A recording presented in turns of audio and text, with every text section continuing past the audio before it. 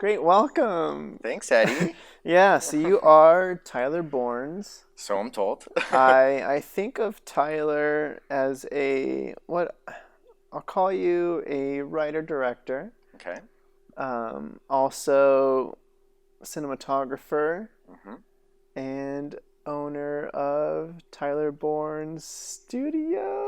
Bourns Productions. But Productions. Close enough. Oh, it's been a bit. It's been a bit. I'm a It little has rusty been a on it. But feel free. I like to ask my guests to kind of maybe elaborate on that if there's anything missing, because I don't. No, you mostly hit it on the head. I mean, I wear a lot of hats, and I've had a really kind of versatile career, but everything from producing, directing, a little bit of writing, running the studio here, and with that work, it's mostly kind of like cinematography and producing type work, and then editing as well. So a lot of different things. Yes. Okay. So what? So the question, the reason I like to think about people in terms of like their overall the big dream goal Sure. almost too, where it's Yeah. like a lot of the work you do is the cinematographer side, Yes. but the bulk of my experience with you, at least on set, is like, all right, sweet, I got to be your assistant director,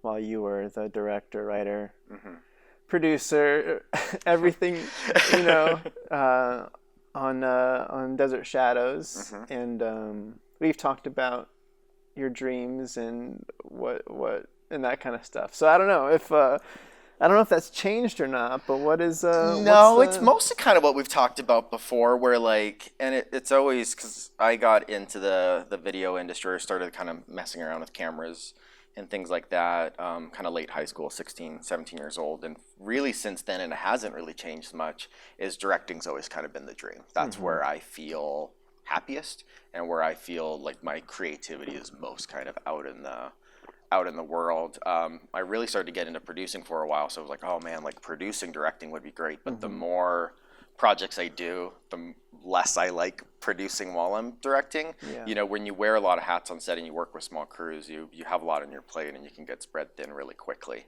which isn't great for creative juices. So yeah.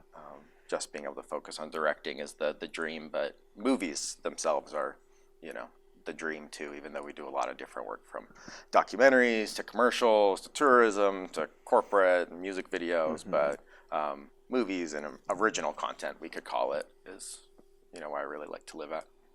Right. Okay. So I'm thinking about like, I don't know. I had some thoughts in there, but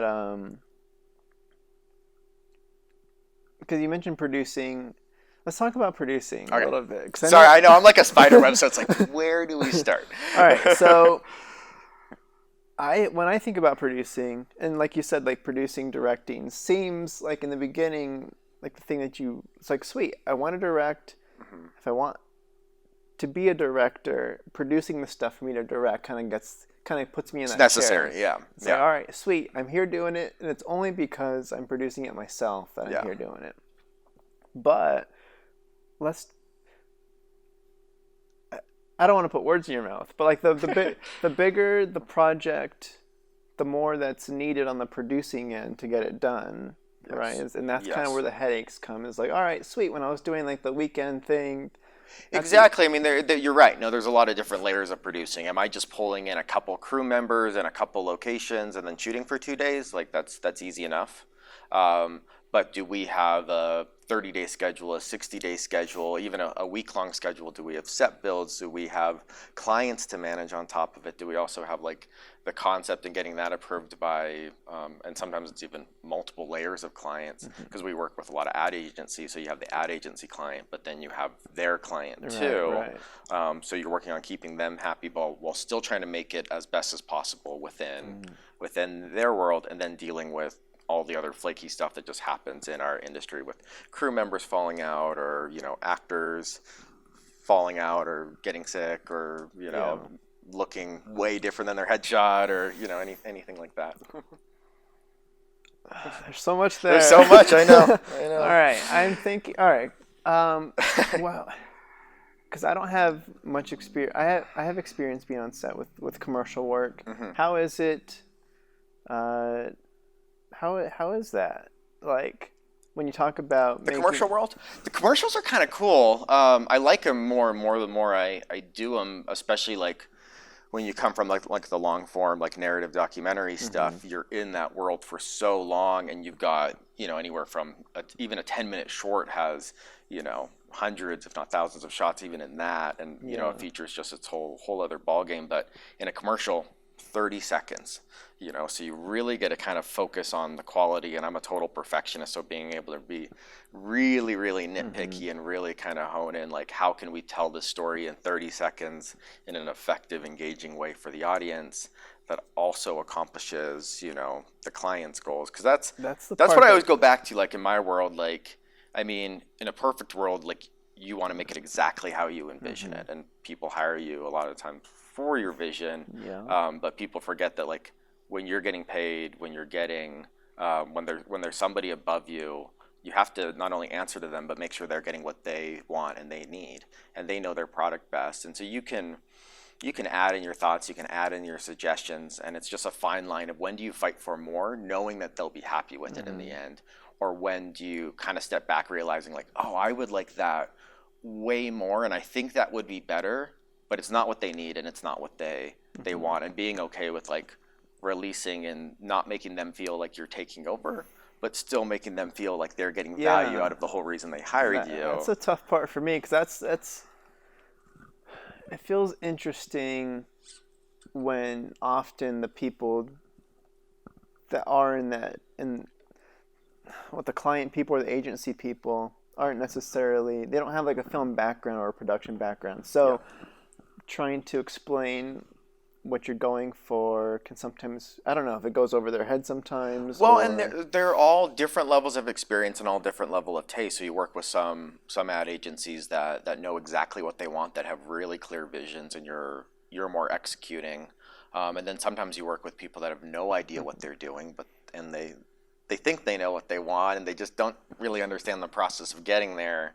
And so it can just get a little messy. Yeah. For lack of a better way to say it, I guess. Yeah. That's rough.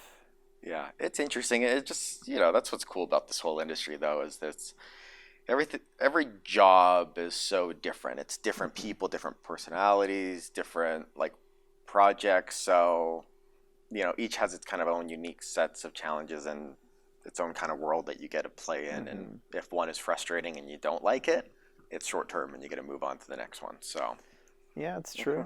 It's true.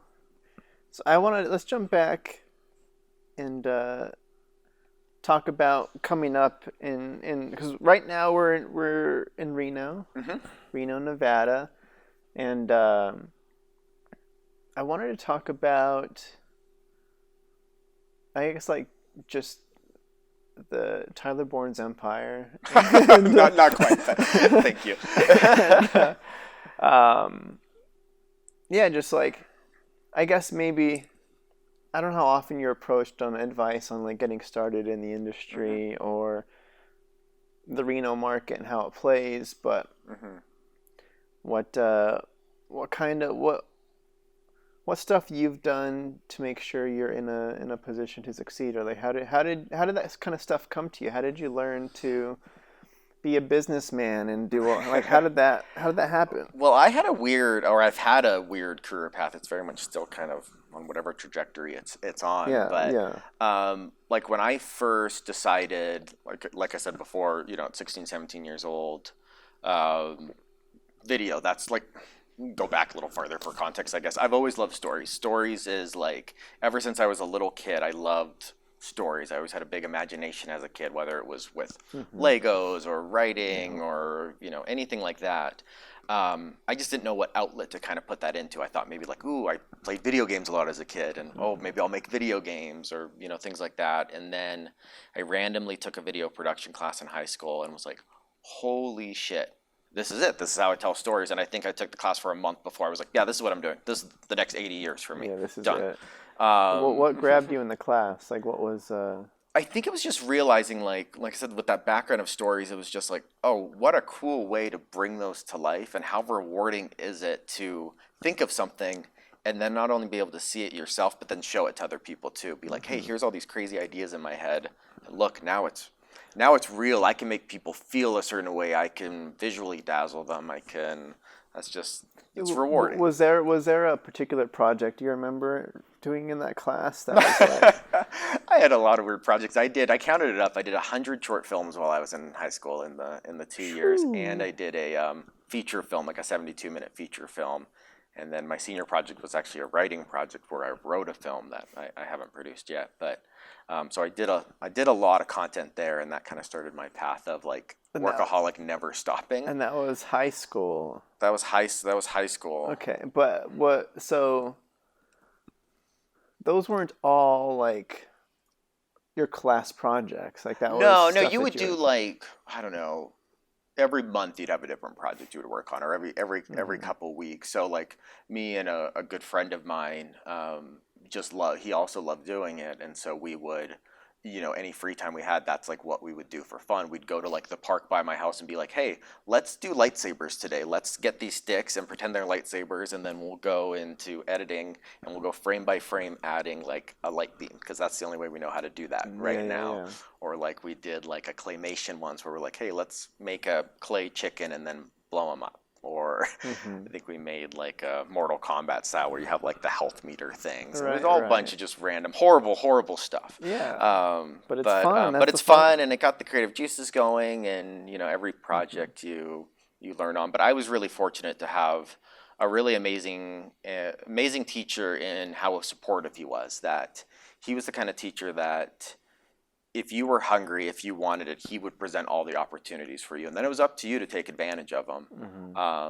But luckily for me, I was really hungry, and he saw that, so he kept finding all these amazing opportunities I never would have found. So I got out of high school almost getting like a college education just of like video. So that was what was weird when I was looking at film schools, because it was like I'd waste my whole first year just repeating what I've done, and then I get into the stuff where I would learn more. But it was like I'm an impatient person, and so it was like, man, a whole year to just like waste. I don't know if I can do that. Well, especially if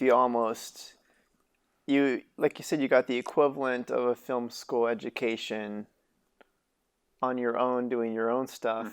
I don't know if the thought went to like, well, why don't I just keep? Is that where you landed? Like, why don't I just keep doing the stuff that I'm already doing? Because I had a lot of success in that too. I don't need film school. Or... A little bit. We're all a little bit of an ego as a kid, right? And I had a lot as a kid. As a kid. No, it's totally gone. And I had a lot of success in those early days. I don't know if you're familiar with Skills USA. It's like a big vocational competition. They do like culinary and graphic design and video, and we got second place. We won state one year, and we got nationally. We got second place against all the other schools. Just me and the other guy I was teammates with, and then we got fourth place out of like 30 at like a music video competition. So we got enough where it was like, okay, something's here. I'm doing something right. But I knew I wanted to do it. So LA to me was always like the place. That's where everything's happening at. My parents really wanted me to go to school. They really, thought a college education. And I did well in school. My grades were good, and I had good extracurriculars. So I could have gone, and I had no desire to. And so we kind of landed in this happy medium where I was like, okay, I'll do a community college. I'll do LA City College, and I'll take some film classes there. But I'm going to work at the same time. And so I moved down to LA, and I had done like a week-long camp at UCLA Film School a couple years prior. So I had a stack of business cards.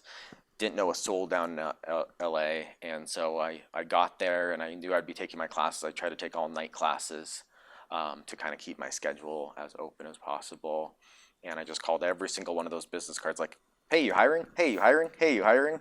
And got down to the very last card in my stack, and I called him, and the guy, Keith McNulty, also a good friend of mine, he runs a grip and lighting house out of LA, right across from Wood and Nickel. Anybody that's in the industry in LA knows Wood and Nickel. They're the budget place. Yeah. That's where you start gear rental wise. and he was like, when can you start? I'm like, as soon as you need me. He's like, cool, be here tomorrow at 8. And then I think I worked every single other day after that till I moved out of LA for him.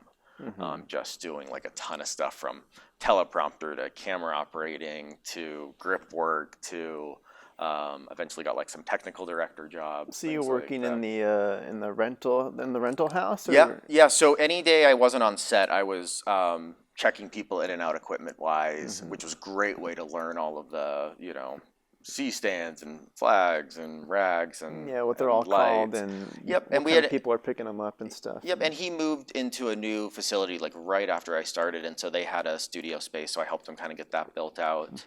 Um, and then I'd do like studio stage manager stuff too. So shoots would come in, and I'd be there. Do you need an apple box? Do you need where's the closest restaurants? Like make sure they're not breaking shit. That kind of Yeah. that kind of thing. So it was just a really kind of well-rounded education there.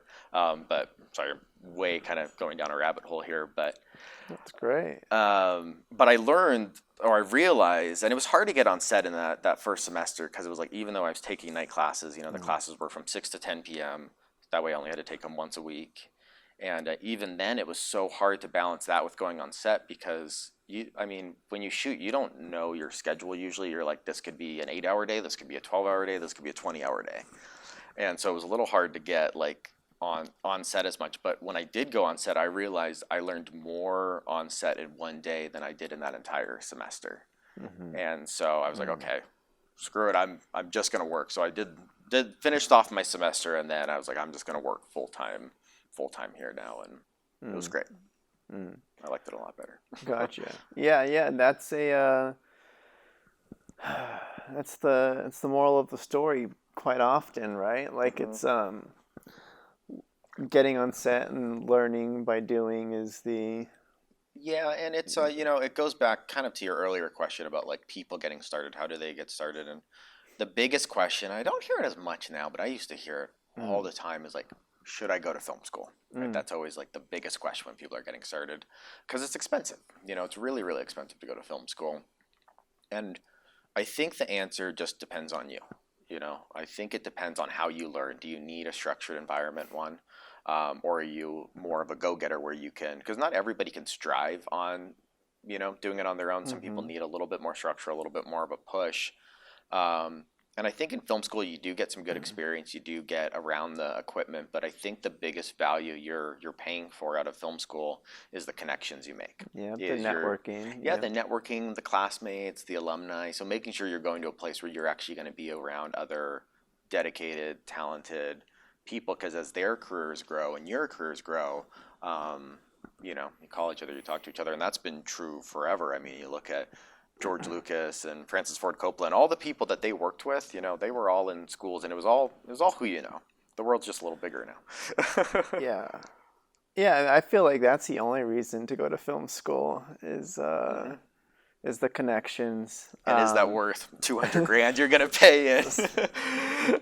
Well, because like I've been on set with some people that recall like going to like USC and like, oh yeah, I went to school and Ryan Coogler was in my class Right. and I like helped him on his project, and then where Ryan Coogler is now, top of the working with Marvel and working on Black Panther 2 coming up and stuff, and he still got people around him that he met in film school and whatnot, and you're like, all right. But then you feel bad because he doesn't pull you up with him or whatever. Yeah, it's like, wait, what about me? Hold up. But yeah, I think about, because you mentioned structured environment or go-getter mentality, and I think about just the freelance life in general. You have to have the go-getter mentality to like survive in the Yes. to poke up in people's radars. You have to like have that mentality. So I'm like, Right. I don't.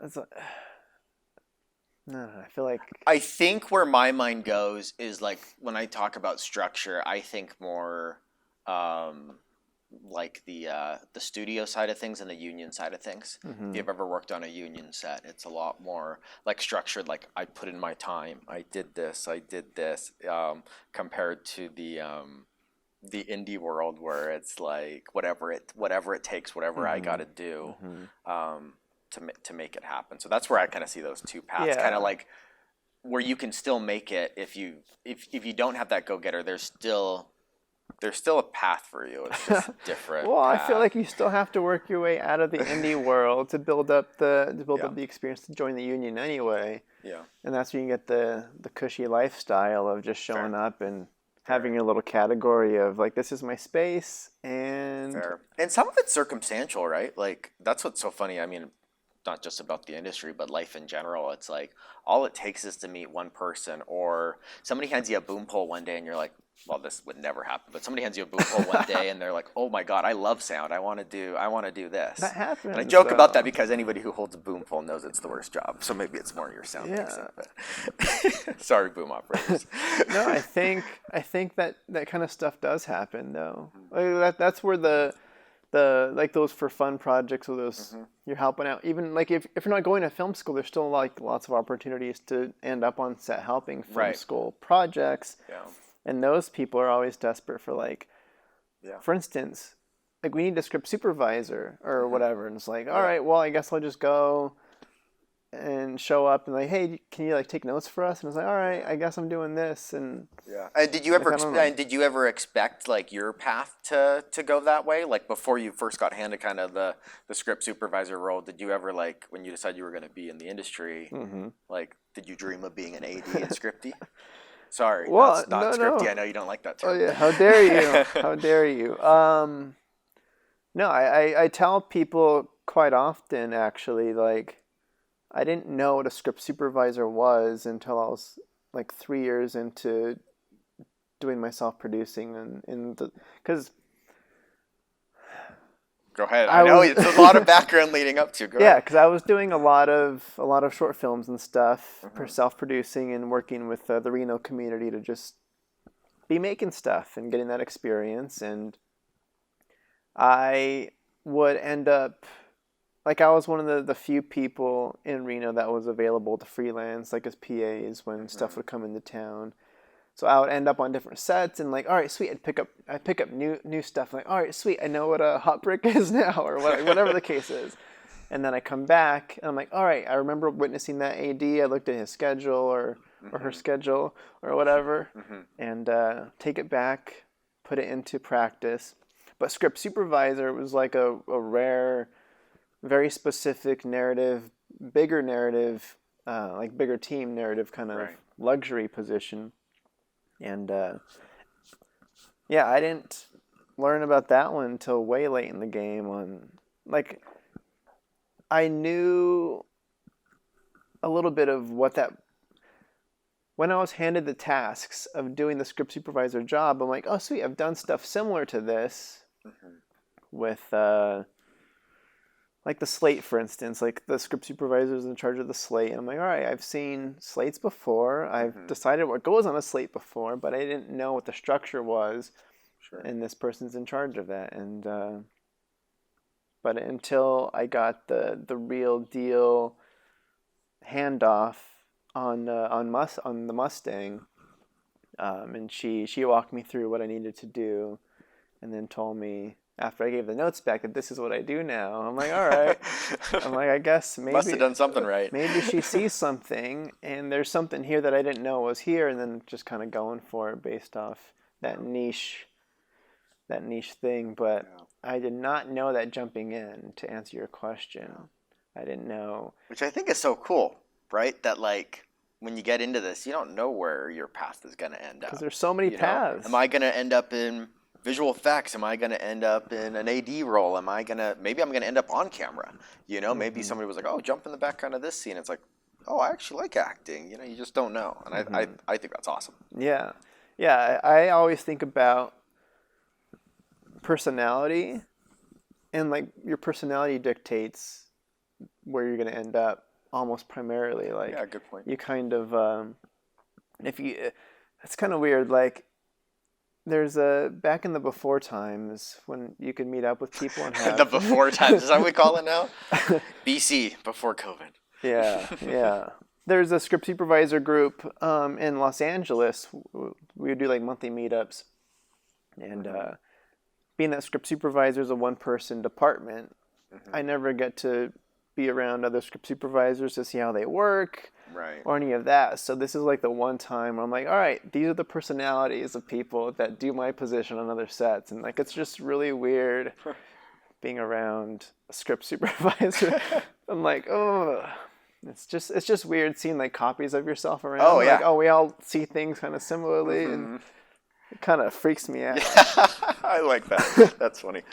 So, I don't know if you experienced that with. Oh, I do, and it's interesting, and I don't get a ton of opportunities, but when I do, I totally try to, or I don't get as many opportunities now, but I try to soak it up when I do, because I don't get to witness other like cinematographers as much as I'd like to, Right. because there's always so much more to learn, and everybody's got different techniques and little tricks and ways they do things. So when I do get those opportunities, I try to soak it up as much as possible. But it's a little intimidating too, not intimidating.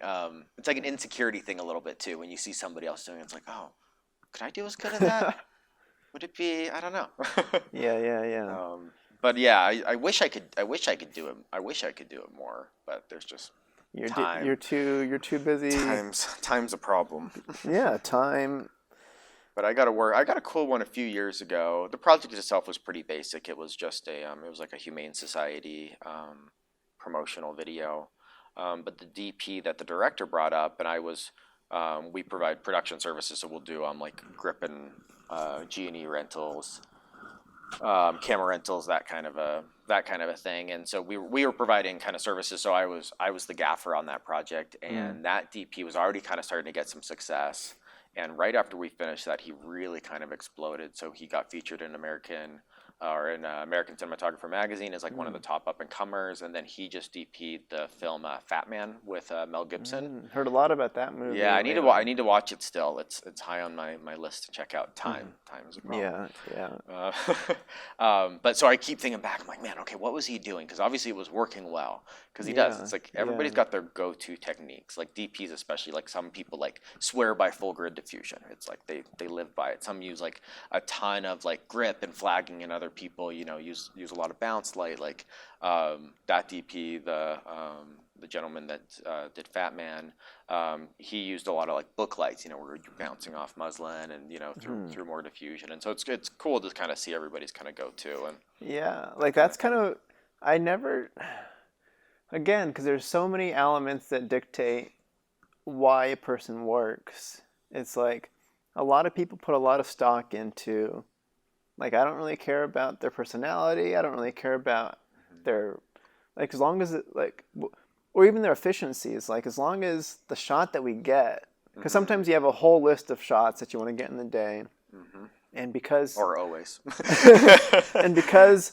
let's say, like one cinematographer is great at hustling and like knocking out all the shots in the day, but it's kind of like, it feels a little bit more winged, where it's like, all right, this is good enough, let's shoot it, move on to the next. Yeah. Others that really put their foot down and like, no, I'm going to make this really, like, we're going to make this good, we're just going to get less of them. No, and that's an awesome point, and actually something like we could go way deep into, because it goes back to what we were talking about with ad agencies earlier too, and with every project requires something, and it's a balancing act. And I haven't had the luxury of living in the world where it's like, no, like what I want, I get. Like, I don't care how long it takes, you can deal with it, because I'm talented enough to do it. I haven't gotten that luxury yet. In the world I've lived in, is that efficiency is your responsibility. So when I get hired as a cinematographer, or just as much as a director, because the director, it's also up to them, with the support system around, such as you the AD. dictate when you're ready to move on or whatever. Yeah, and I think it's a responsibility, like maybe focusing on the DP role. It's a responsibility to your director to work fast enough to get them what they need, because at the end of the day, you're supporting the director on a project. All the other roles in my mind always support the director, and then the director supports the actors. But on the crew side, you're supporting the director, so I need to make it look as badass, as awesome as possible. But if I start going over time, that's now cutting into their time. That's cutting into their time with the actors. That's cutting into their coverage. Maybe they don't get as much coverage because of it. And I think that's where my kind of being in all the roles since I've done editing work, since I've done writing work, since I've done directing work. Since you've acted. I realize the consequences of your actions with that, and it's a picking your battles. That's not to say like never go overtime. Sometimes it's like, no, this is worth it. It's gonna help the project enough to spend the extra time doing this. Yeah, and that's you just have to know the cost. And that's a collaborative discussion right there too. Yes. You're not as a DP deciding that. Exactly. It's director, AD, and DP typically. Yeah, it's like ideally a pre-production discussion that you're having. Yeah, absolutely. But things change on set. Yeah, I mean, for right? sure. But it is and it goes to what you were talking about too. Is some people go in and then we're like, oh, we'll figure it out as we go, and I'm way more structured. Like I think ideas come to you on set and you're foolish to ignore them. But the more pre-production, the more everybody can be on the same page when you go in, the more prepared you are. And then when those problems do pop up, it's an easier shift than the whole day being a shift. Yeah. 'Cause I think about like experiences with certain DPs where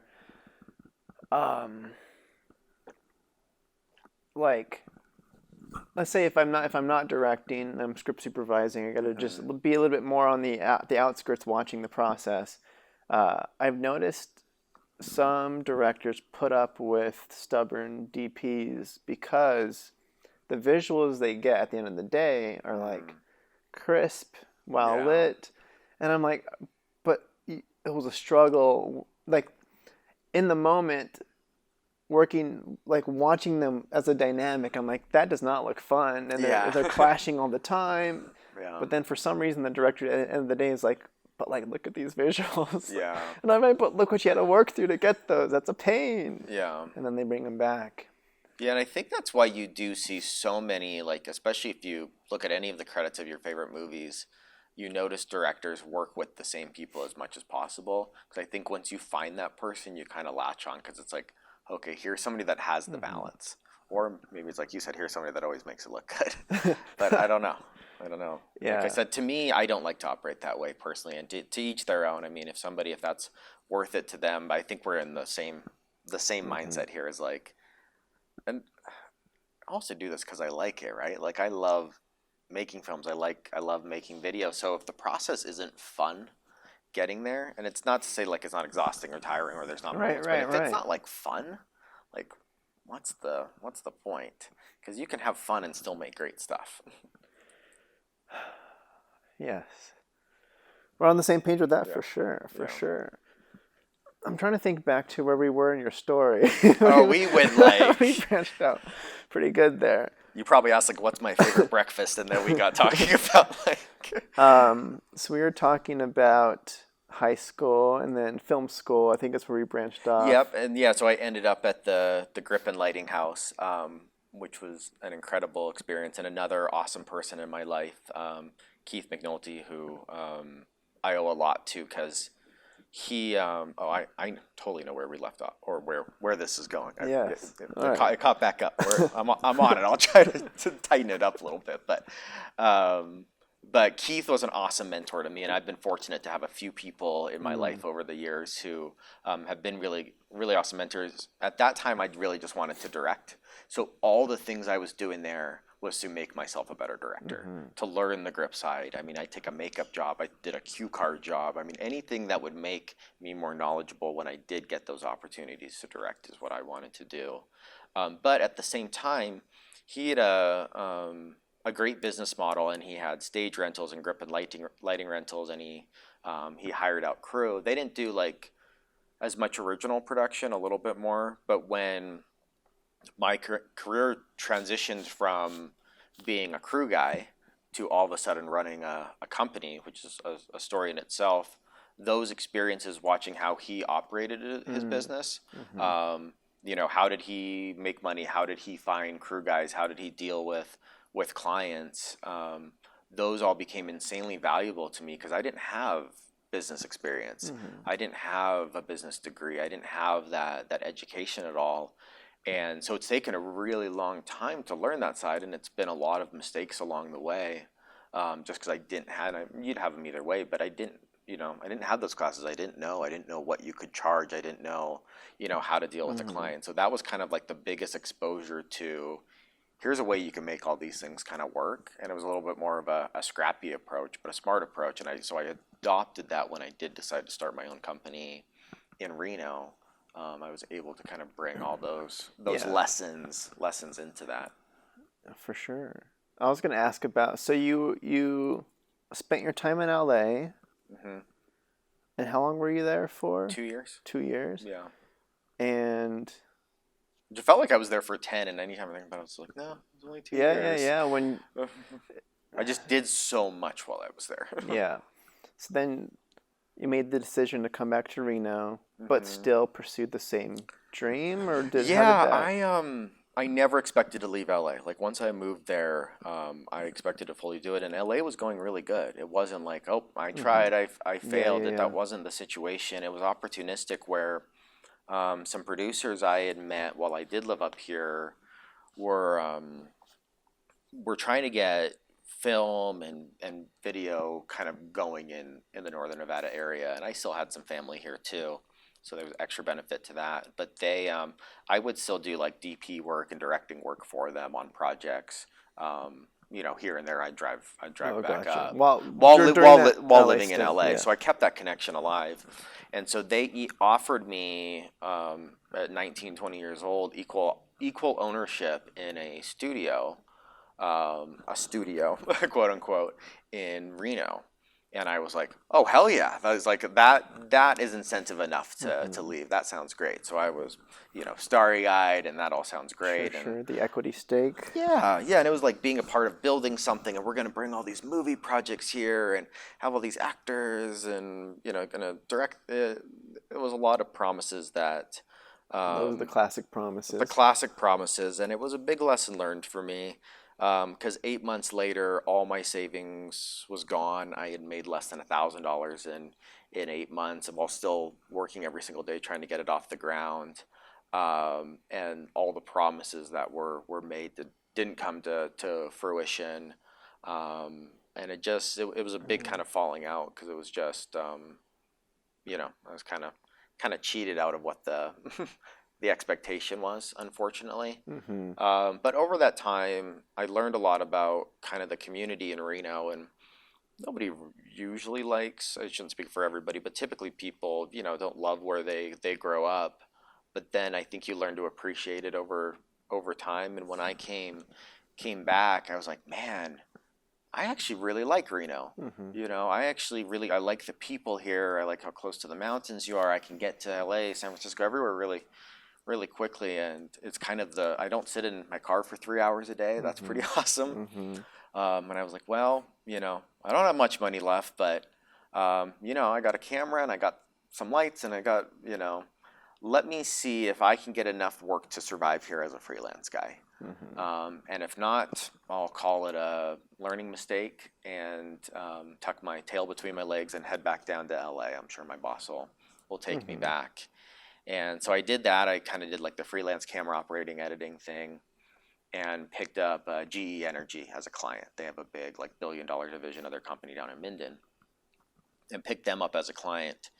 And that's kind of when the epiphany hit me, where it's like, well, I could actually do this. I could actually it's a big fish in a small pond a little bit, in the Reno area, but it's like there's so much less competition, and I can be in a bigger role here and have a little bit more control over projects. And so that was the client that kind of made me realize, okay, I can do more.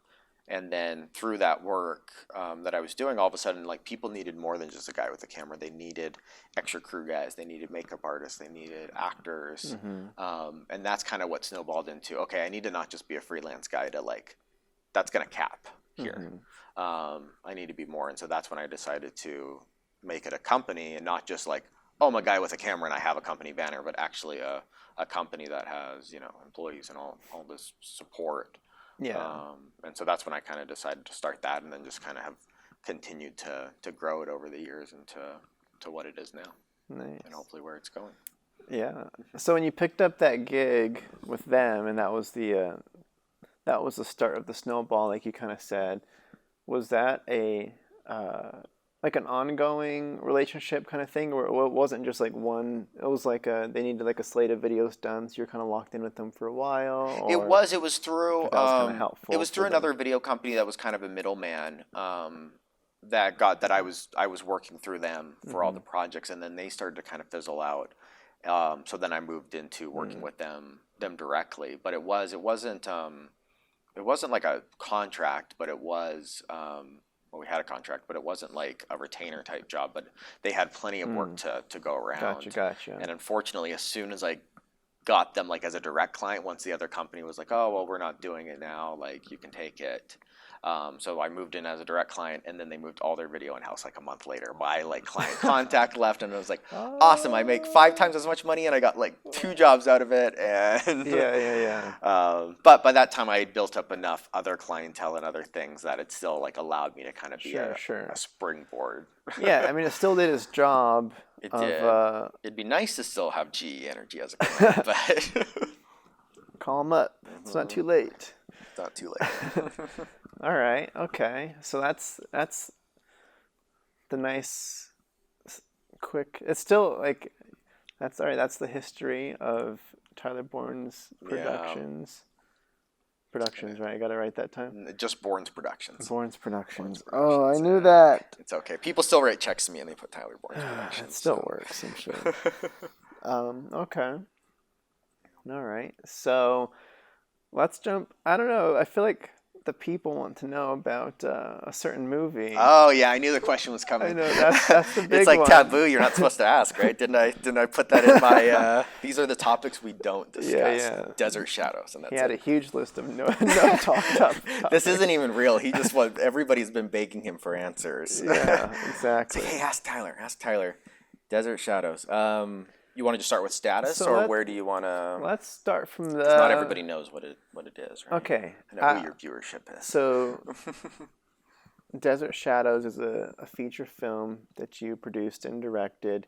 You wrote it. Let's start with the traditional early stuff. Is what's the movie about? Sure. When did you initially start writing it, and then we can kind of go from there. Yeah, Desert Shadows has and unfortunately continues to be kind of like a long road to kind of like being the final product that it is.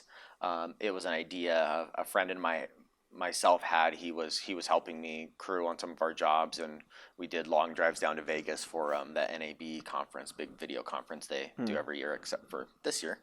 And so we'd have 10 hours in the car, just driving through desert landscape, and we were just trying to think of cool concepts that you could do around that. So that kind of spurred this kind of like monster in the desert type concept. And so we started writing it together, and we really wanted to do something that was we were thinking it as a web series, because web series were just kind of starting to, they were still even called web series. Now it's just TV is online. Sure. But we thought that this would be a really good time to do like an episodic thing. So we first started writing it as like 10-minute episodes to be this web series, and then he kind of got busy with life, so he was like, "Oh, run with it, do whatever you want with it. I'm good." And so I rewrote it as a feature, and it centers around two brothers who go on a hunting trip out into the desert. And one brother goes missing. He gets taken by this monster, this thing, and that brother happens to be a drug addict, and so he doesn't have a whole lot of, trust from people in the community. And so when the brother that wasn't taken goes out and starts spewing all these stories of, my brother got taken by this thing, this creature, this monster. Not only are they bullshitting the monster, but they're also like, well, he probably just fell into drugs. Like, it's not, he probably just went off on a bender. Nobody really cares enough. So he's kind of on his own to find his brother, and really the only thing he has left in his life. And so he becomes just obsessed with, all these conspiracy theories and danger and characters to try to find a way to save his brother. And along the way, he meets up with a paranormal studies professor and one of his top students, and so kind of teams up with them to get more answers along the way. And the genre, it's horror, It's horror, but it's not. It's mystery, not. It's really like it's funny because drama. like everything, all the above. It is a horror film, and it's a horror film because for my first feature film, um, technically my first. I've done others, but I wanted something that could sell. I wanted something that'd be a lot of fun to create, but I wanted something that could sell. And horror is a huge market, and there's a lot of distribution opportunities for it. But my taste has always been drama. I love doing dramas. That's the world I like to kind of play in, and where I feel I'm best at. So with Desert Shadows, even though it's a horror movie, I always kind of describe it as it's, and distributors hate that I do this, but they're like, don't call it that, but it's a drama kind of like within a horror world. So it's much more kind of like character based. So you've got all the elements of a horror movie, right? Like you've got the monsters, you've got the gore, you've got the girls, You got the but blood. you got the blood. But at the center of the story is it's really about this character's journey and about his relationship with his brother and the Yeah. struggles that come with that. So within that, it's just kind of like this slow, character heavy drama. Yeah. Because I guess what the distributors want is like, no, we bring people in with a monster and you kind of like sneak in the drama, but you're trying to sneak in the. It's almost. I'm hiding it. I'm hiding the movie I want to make under the banner of like, hey, look over here, but it's actually this. But they don't like me saying that because they're like, don't say character-driven horror. That just makes horror fans think there's not going to be enough like heads Horror. getting cut off, and there Yeah, is. yeah, yeah. Don't worry.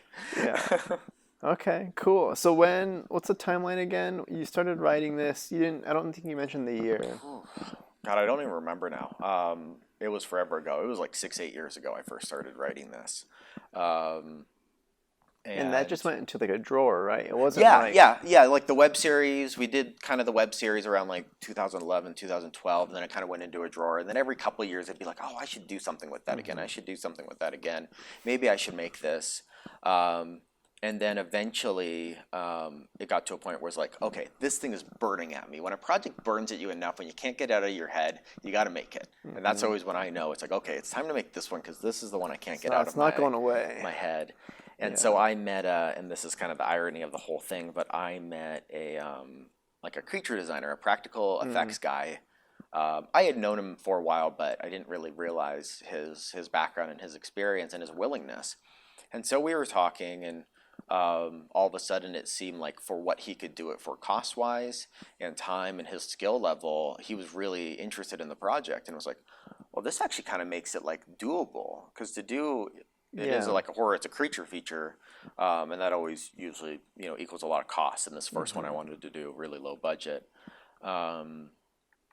And so all of a sudden it was like, well, shit, if I have that element, that makes it a lot more doable to do it for a budget that I think is realistic to actually raise. And then if I can do the monster practically, like, holy crap, because I grew up on like, James Cameron, Ridley Scott, like Aliens, Terminator, like practical stuff.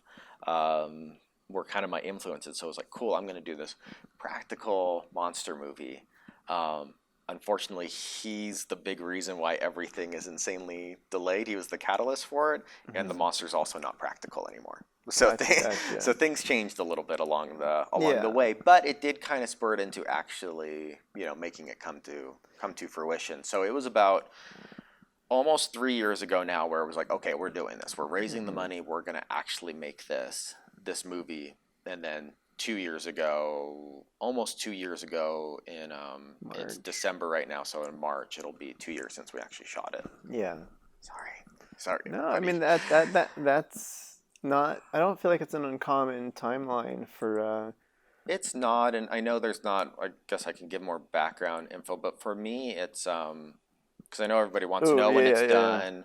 It's honestly, it's embarrassing for me because I'm a really impatient person, and this project's been, I mean, it's a huge passion project for mine. It's totally my baby.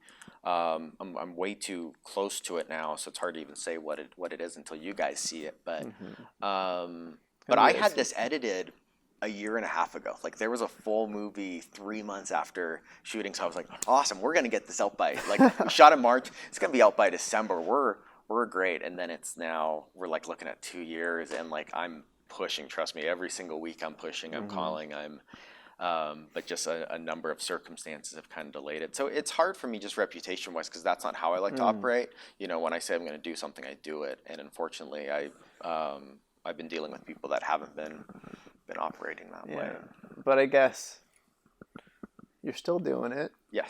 It's still happening. But I feel you there for sure, because like that, I come from a similar expectation on myself. Where like, all right, I said it. And normally, like, I pride myself with my short films and stuff, and that's one of the reasons I'm able to like still do the same thing I was doing in Reno down in LA, Right.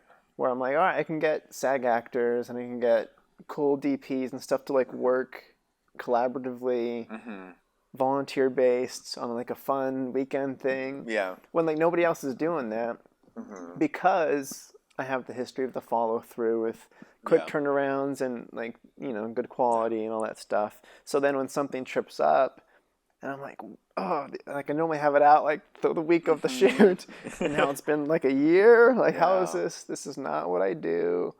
And so I feel the pain of that. Yeah, and it's tough when it's things that are out of your control, right? Right. It's tough when it's not something like you can just solve on your own. And what the answer is, I don't know, but It's called money. It's called money. Money would be the answer. But yeah, so I don't know if you want me to jump ahead to its current status or No, keep let's tangenting. No, I like. I'm sure if that's what's currently on your mind, we can talk about that. Yeah, I guess I can just kind of get that out because it is. So Desert Shadows is something I think about every week because nobody wants it done more than me. I want it to still be as good as it can be, so it's not like whatever it takes, like rush it, get it done. It's still going to be done right. I'm not going to cut that corner. Right. I'm not going to make it look bad just to get it out sooner. But at the same time, it needs to get done. It really, really needs to get done. So there's that balance there. Yeah. So it's close. It's really, really close. And it's been close, but it's even closer. There were a lot more visual effects than expected, but all the non-main monster visual effects are done. So any limbs that are flying off, or extra blood, or green screen cars, or anything like that, all that's done and in there. The film's edited. The sound and music and mixing are all done minus for like the monster effect. So once we get the monster in there, we'll do a second pass on sound and music. That way they can actually time and see it and everything. Specifically with the monster moments is what you're referring to. Okay. Yeah, exactly. So that's going to tweak things a little bit. So once I get the final visual effects, will hopefully only be like a month or two to get depending on their schedules, to get the kind of sound in wrapped up. They're busy guys too, so just kind of getting on their schedule. So I don't have a timeline for when the monster is going to be done. I haven't been able to receive one, which has been part of the frustration. But I ask every day. I texted again this morning, hoping I could give you an answer. I was like, hey. Oh, I got you. That's been the frustrating thing. And I'm not going to throw anybody under the bus or anything, but it's just getting timelines. Like, if it's going to be 6 months, just tell me. If it's going to be a year, just tell me. Right. And I wish they had told me, when we first started, that it was going to be what it was, because I keep thinking I'm in too deep to change course. That it's like, okay, I'm so deep in, though, I can't, change people now. I can't go with somebody else now. But then 6 months later, I'm in the same boat, and it's like, well, shit. If I knew it was going to be another 6 months, I would have done it. I just didn't in my mind wrap around that, so I keep getting deeper and deeper in. So I took off all the non-monster effects plates, and I found other artists to do those, and that helped a lot. That really kind of got things rolling again. But yeah, that's kind of where it's at. But I'm excited to show it to everybody. There's rumors that there's a trailer that's cut out there. But you haven't seen the trailer? I haven't seen the trailer. Ooh, Maybe I can show you the trailer today. Let's watch it live. You wish.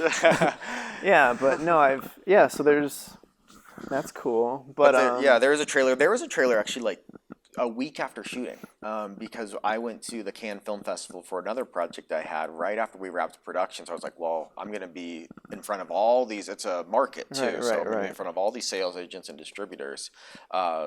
I'm going to go start, peddling it out to people. So I had a trailer there, and then I've actually made a second one. Second one since 2. So there's actually 2 trailers. Ooh. 2 trailers. The teaser and then the official trailer number 1 as they line it out these days. Yeah, the other trailer was for like actual distribution deals when I thought we were closer to being done than we were, like 8 months ago.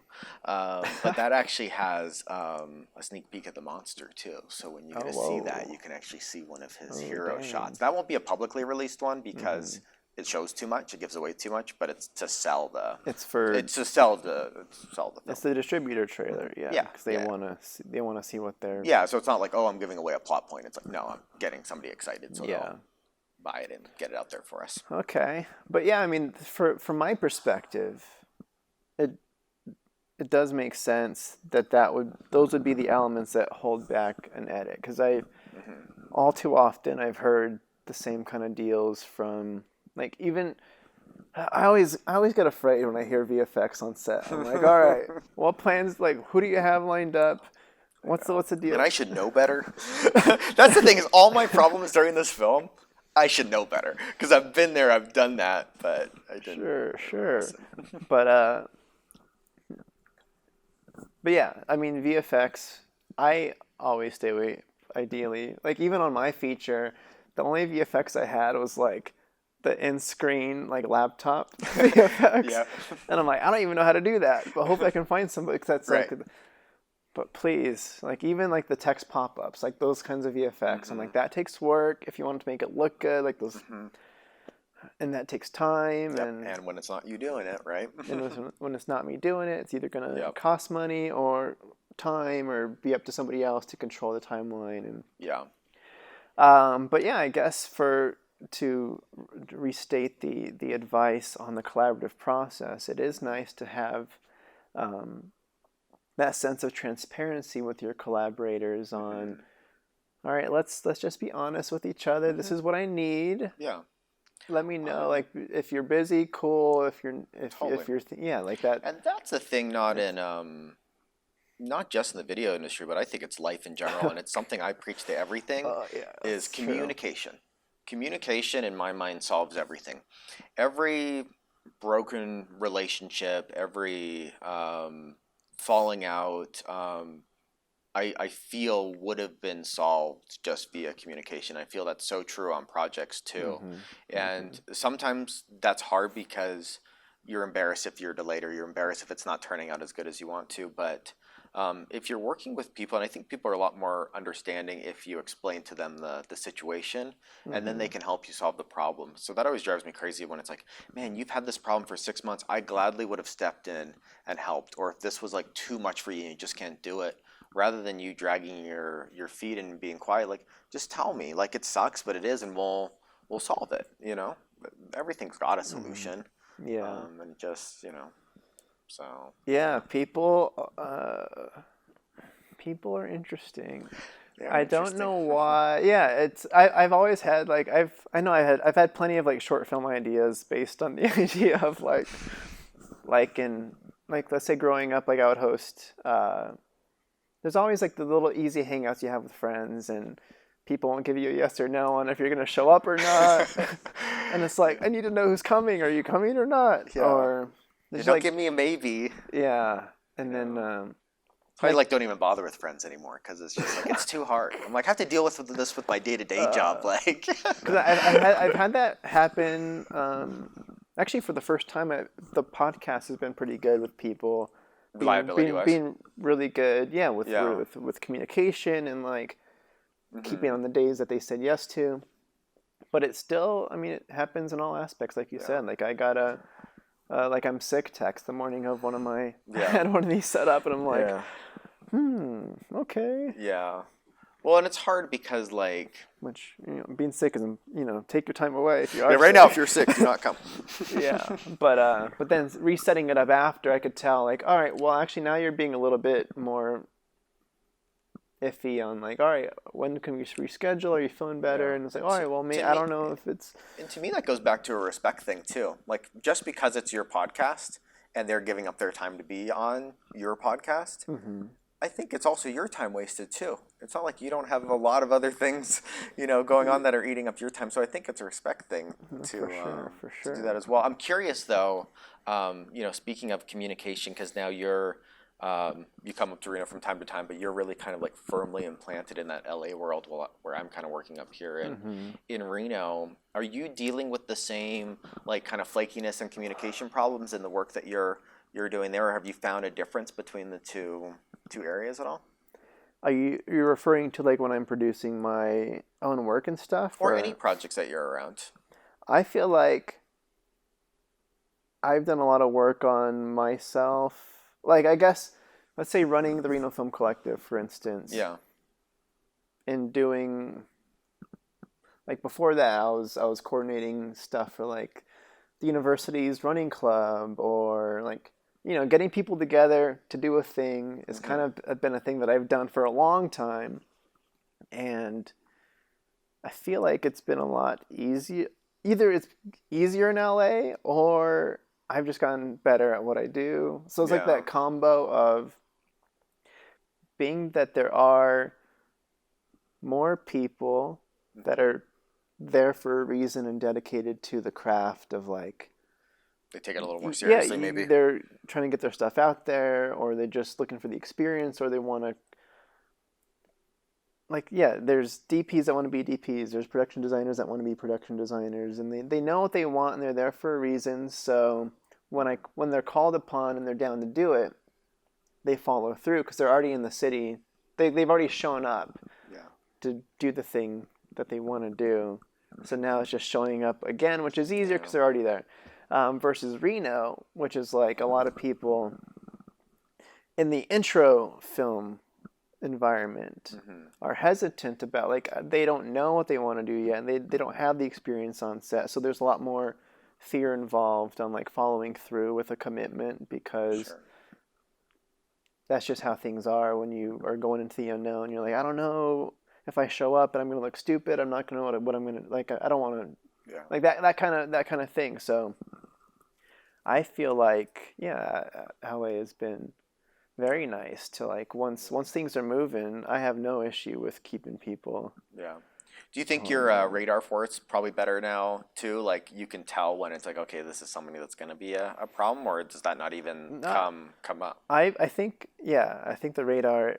You said radar. Radar. Yeah, I think my radar is or whatever is you want to call it. It doesn't have to be radar. My your scanner. Spidey senses. I don't know. No, for sure. Like I was saying, like I feel like I've been doing it for so long, and I've organized so many things and dealt with so many people, and I kind of know what kind of people are serious and what kind of people aren't.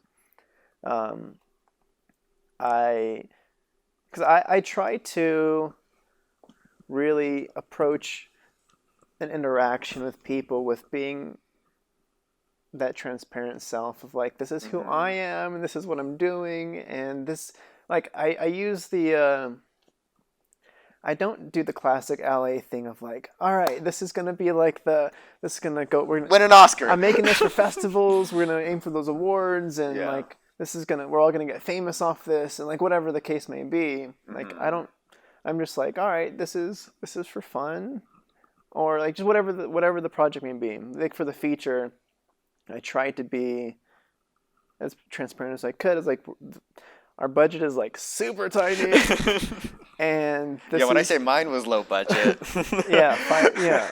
very small. So I don't try to hide it. I try to lean into it, and like this is what I'm working with. I want you to know up front, this is like the best I can do, and I'm trying to do what I can for you. And I think people just appreciate being included in the behind the scenes of like what you're working with versus like just giving them a number and having that like back and forth of like, oh, I guess this isn't going to work out. Yeah. But yeah, I try really hard to open up with what I'm really looking for and what the situation really is, and if people respond well to that and are open to it, that kind of guarantees that's a good sign. Right. And but I wanted to, because we were kind of jumping around on the timeline for Desert Shadows a bit. Yeah. I feel like what people also really want to know in the Reno film community is is the acting side, casting. Sure. Because there aren't many opportunities in this town to like flex the acting skills and land on stuff. I don't know. We can talk about how you did cast the film, and then maybe advice on if you have any on getting on a director's radar, what you look for in actors like that. Sure. Yeah, gladly. So we, so with this film, I was really, like I was saying with the horror genre, I was trying to make sure it was as marketable as possible while still being a strong film. And so it was important for me to get a couple name actors in there from a selling point. So I always knew there were one or two roles I always knew were going to go to a name actor. So like the professor character is played by Mitch Pileggi. Why'd you air quotes professor? I don't know. There's video too. I thought it was just a podcast. So our professor, now I'm just thinking about that. Threw me off. Is played by Mitch Pileggi, and that was a role I knew from the get-go that was going to be my name actor, and then if I got any others along the way, cool. But that was always, the role was designed to be shot in 3 days. Mitch Pileggi. Mitch Pileggi. And for those who aren't familiar with him, he's most famous for playing the role of Walter Skinner in X-Files, and he was in every single season of X-Files and every film outside of the two main roles. He's the next biggest. So that's his most famous, but he's also been in Stargate. For people that don't watch some of the older shows, he's also in Supergirl. He played a villain in the latest season of Supergirl. He's been in American Horror Story. He's going to be in the new, he plays the grandfather in Supernatural. Okay. And then he's then going to play the father in Walker, in the Walker Texas Ranger reboot. So he's all over. Yeah, he's all over the place. So he was our name actor, and we were super lucky to get him. And then beyond that, there were my goal with this was always, cast was always really important to me. I think acting is one of the things that can go bad really quickly in indie films. So it was really important for me to have actors that were believable and not corny, and we're just talented, skilled people that had good charisma on screen. So we did a mixed casting, both Reno base and then the rest of the U.S. And really for that, it was, I'm trying to think of how to word it. We auditioned for every other role in Reno. If we found something, if we weren't getting what we needed, and the role was big enough, we would then go to LA, New York, San Francisco, bigger markets to get them. But it had to be a role that could warrant that. So it had to be like one of the title roles, or a character that was big enough. We're not going to bring in somebody for a day out of town. So all the single day roles, which there's a lot of them, all went to local only, because I am a big supporter of the Nevada film community, but I wanted to make sure this didn't just feel like a Reno project, that this felt like a legitimate, much bigger budget film than it actually was. So I think that was in my mind, I think that's a really cool opportunity for the Reno actors to audition alongside people that are also auditioning for $1 million projects all the time. But then when getting onto set, to work across from not just talented people, because there's a lot of talented Reno, but people who actors that have a lot of experience in a lot of projects too. So I think that was a cool opportunity to kind of bring everybody together and show them that. Yeah, 100%. Your second part of that question, I guess, was what do I look for in an actor? Yeah, how do you know? For me, it's that they're grounded, that they can make me feel something. Reno's got a lot of theater background here. A lot of the actors are heavy on theater background, and there's nothing wrong with that. But in film, it's much smaller. It's the nuances of your face. It's a lot different. So that's something I really watch out for when I'm auditioning, is the little things they do. Yeah. What can they tell me without saying anything? Is huge. And then how do they take direction as well? So anytime a director asks you something in an audition, it's always important to keep in mind that it's not because they necessarily want it that way. Sometimes it's just to see if you can do it in a different way, just to see if you're directable. How much can we actually mold? So if I like somebody in an audition, or if I see something, I'll give them notes sometimes just to see if they can take the note, and then sometimes to see if they could play a different character. They might be auditioning for one. I'll be like, hey, why don't you try it like this? And it's because I'm actually thinking of them for somebody else too. And then just following the normal professional stuff too. Show up to your audition on time. Know how to slate, act professional. Don't be overly giddy. Be into it, but don't be, just, act like a professional. That stuff goes a really long way. Act like you've been here before. Act like you've been here before. Yeah. This isn't the project where, we're not looking for people that have never sat on a set before. This is a real professional film, and that matters. I mean, cool for you. You're getting your feet wet. That's great. But like, this film is real. So if you want to play, at least pretend that you've been there. Yeah, show up to play. Yeah, exactly. Okay. So you were able to do in-person auditions for all the roles, or like all the ones, like let's say the Reno roles, you were in the room for there all were that? there were only 3 or 4 roles that didn't audition. So Mitch, of course, wasn't an audition. You don't audition. Once actors get to a certain point, you don't audition them anymore. Yeah, you just want them. You either want them or not, and their body of work. If they can pull off what you need them to pull off. So he didn't audition. Another fun actor we have in there is Bill Farmer. He's been the voice of Disney's Goofy for 30 plus years, and he's a huge horror fan. So we got him to do a little cameo role in that. So he didn't have to audition. And then a friend of mine, or I should say he's become a friend of mine, a guy I have a lot of respect for, is Richard Licock, and he's an actor out of LA, and he's also been doing this for a very long time. He was on the show Doc with Billy Ray Cyrus, and Lake Placid, good classic horror film. But super talented guy. I worked with him on a project a few years ago, so I knew exactly what I would get out of him.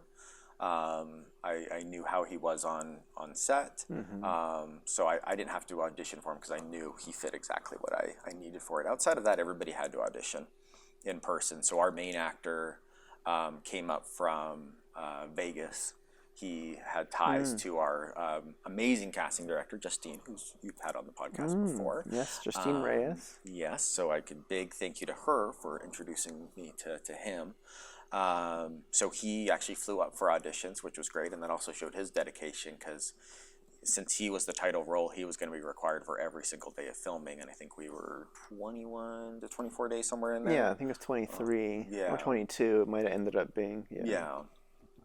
So that was really, that role had other considerations from like a dedication standpoint that kind of came into that role, and then the lovely Emily Sweet was an LA submission, and that was a role, she plays the role in Morgan, and that was when I wasn't sure if we were going to go Reno or elsewhere. We had a couple good Reno choices, but just schedules didn't really align, and then Emily really kind of blew us away with what she brought to the project, and she brought a really great body of work, and just big horror kind of scream queen fan herself too. So she did video auditions for hers, and then we met in person prior a few times as well. Prior to the casting? No, prior to filming. We casted her just based off the videos, off the audition, and then off phone call. We did a phone call with her as well before casting her, but yeah.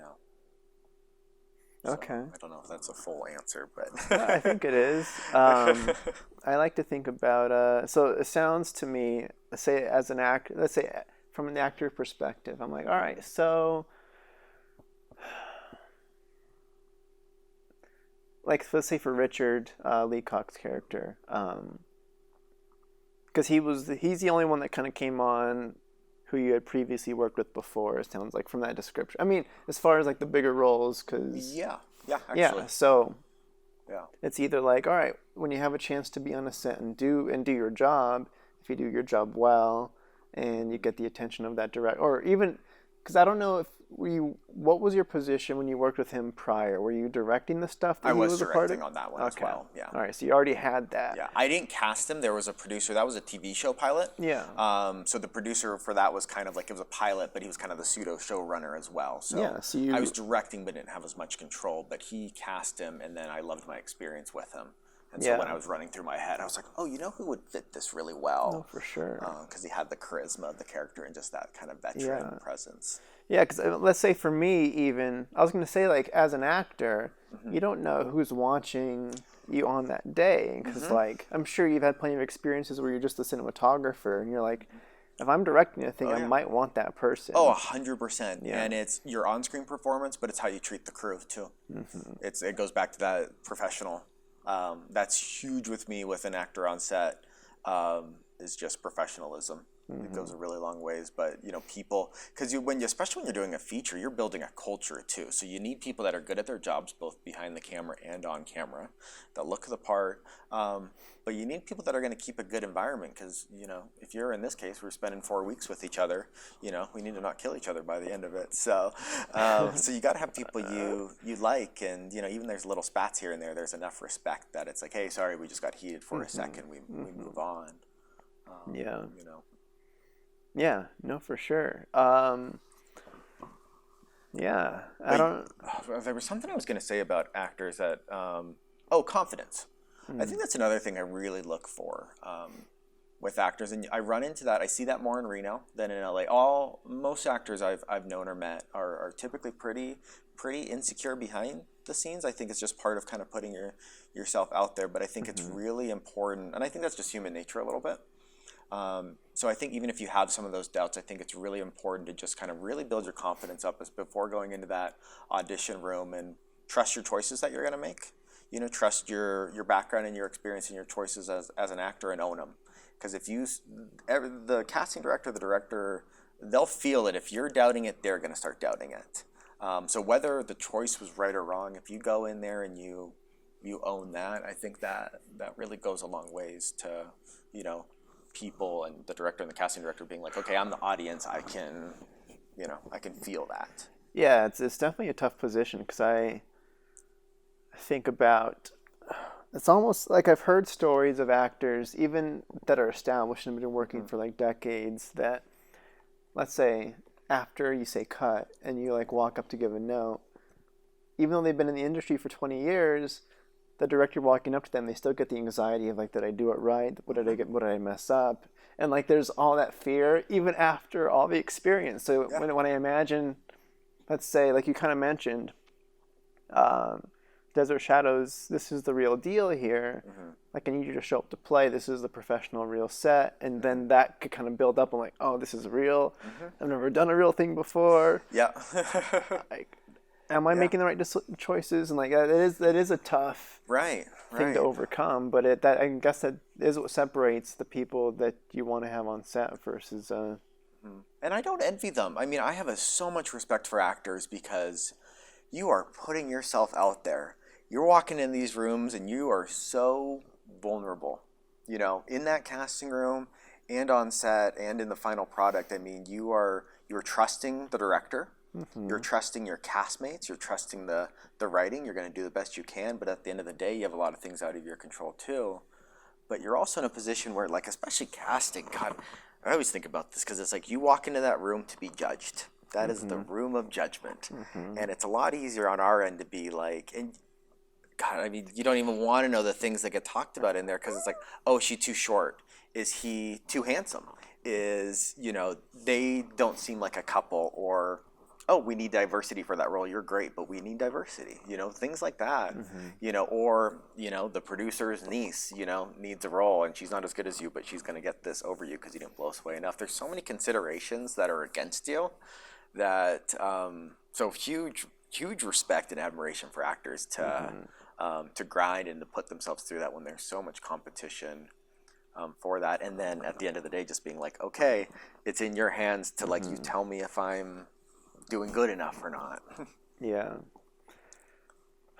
It is Yeah. tough. It is tough. But we were lucky. We had an awesome cast. Desert Shadows has been a big undertaking, and it was an insanely ambitious project, and I bit off a lot with it knowingly, but I really bit off a lot with it. But I couldn't be happier with Mhm.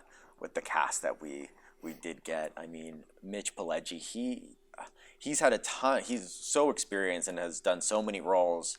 But I haven't seen one from him when he has so much dialogue that this one has. Mm. I mean, he's got full, like, 3 minute, like, monologues in this one, as we know. His, like, Mhm. first scene we filmed is like a 5 minute monologue. Um, where he's walking all around and moving, but it's he just nailed it. So I think fans of him are going to be really excited. And then, you know, Bill Farmer's great. He's hilarious. It's a totally different role for him. Richard Leacock just has this presence and charisma that makes him likable. Aaron Foster, we haven't talked about Aaron. So Aaron's a freaking, everybody's a badass in this. Oh, yes, Aaron lost like, Aaron's not a big guy to begin with. He's a skinny guy to begin with, and he lost like 50 pounds for the role. I mean, there's a scene in there where he doesn't have many clothes on. I mean, it's full rib cage. He plays the drug addict brother, and he just embodied him. And so, God, I can't be more thankful for what he sacrificed to play that role. Yeah, because I think about, I don't want to like give anything away, of course, but like, being that he did lose so much weight for the role, and we're shooting March in Reno, Nevada, a lot of exteriors in the desert and stuff, and like that's chilly. It's chilly out there. Yeah. So the stuff that these actors had to go through sometimes was, you know, like you kind of said, like it's you've got to respect the craft of showing up and doing your thing, regardless of the environment you're showing up in. It's commendable for sure. Yep, absolutely. And then you know, Andy and Emily, the two stars, the two main characters, they were awesome. Kept a really positive vibe. Super talented, and they knew the script better than me. You know, there was a moment we were like, I don't know, Emily was almost done because she was 3 of the 4 weeks, and Andy was all 4 weeks, and we were in like week 3. And we were just laughing about how they always. I mean, Andy didn't look at a script once the entire month. Once. And so they both really had it down. So I was like, so if I name a scene, any scene we've shot or haven't shot yet, you could do it. Just like right now, we're just eating lunch. They're like, yeah. So I gave them like a 4-minute scene, and I was like, go. And they did it. Like I followed along in the script. I'm like, holy crap, I wrote these words, and like, yeah. It's insane. Because that was one of the things that I always keep in mind too. Because I was per indie status, I was wearing multiple hats as well. Yes. Being primarily, I saw myself as the assistant director managing the schedule, but I was also keeping in the back of my mind, because we didn't have a dedicated script supervisor, that I would always kind of, I don't remember if I took notes. I don't feel like I took notes. Maybe I did. I had notes from you. Okay. I did have notes from you. So I was able to sneak notes in there somehow. But regardless, I do always keep in mind that directors, I never want to assume, or actually I assume the other way, like if they are the writer, there's a lot of time usually between the writing, because there's a whole process between the writing and now we're on set. It's like from the time you wrote that to now, you don't really look at it as often as like, or as recently as we've looked at it as the actors and script supervisor. We're like, that's my job on the day, is going through it, making sure I know what's going on. And you as the director, you kind of show up, you're like, well, I've been planning this for a long time, I know what's going on. And then we're like, actually it says this here, and like, wait a second. Yeah. Oh yeah, who wrote that? That was a joke too, because like I have the worst memory. Like if I don't write it down, like I need Eddie's in my life, because like I won't remember. I need Eddie's and I need Emily's and Andy's, because it's like, I think even Mitch and Richard were both at certain points. They're like, oh, sorry, I'm just, you know, I'm not. They'd like forget one line out of like 4 pages, and they're like, sorry, I'm so sorry. I'm like, are you kidding me? You just went 3 minutes straight. Like, you're good. You're good. Like, thank you, but like, you're nailing it. You didn't catch it at all. Yeah. But yeah. Okay. It was a fun project. Anything else you want to talk about with Desert Shadows? I mean, you and I worked really, really closely on that. You, Miles, and me, not including actors, were definitely the heaviest time involvements in the project. And that's typical, because you know, director and the Miles was the DP and then AD. And like, we were the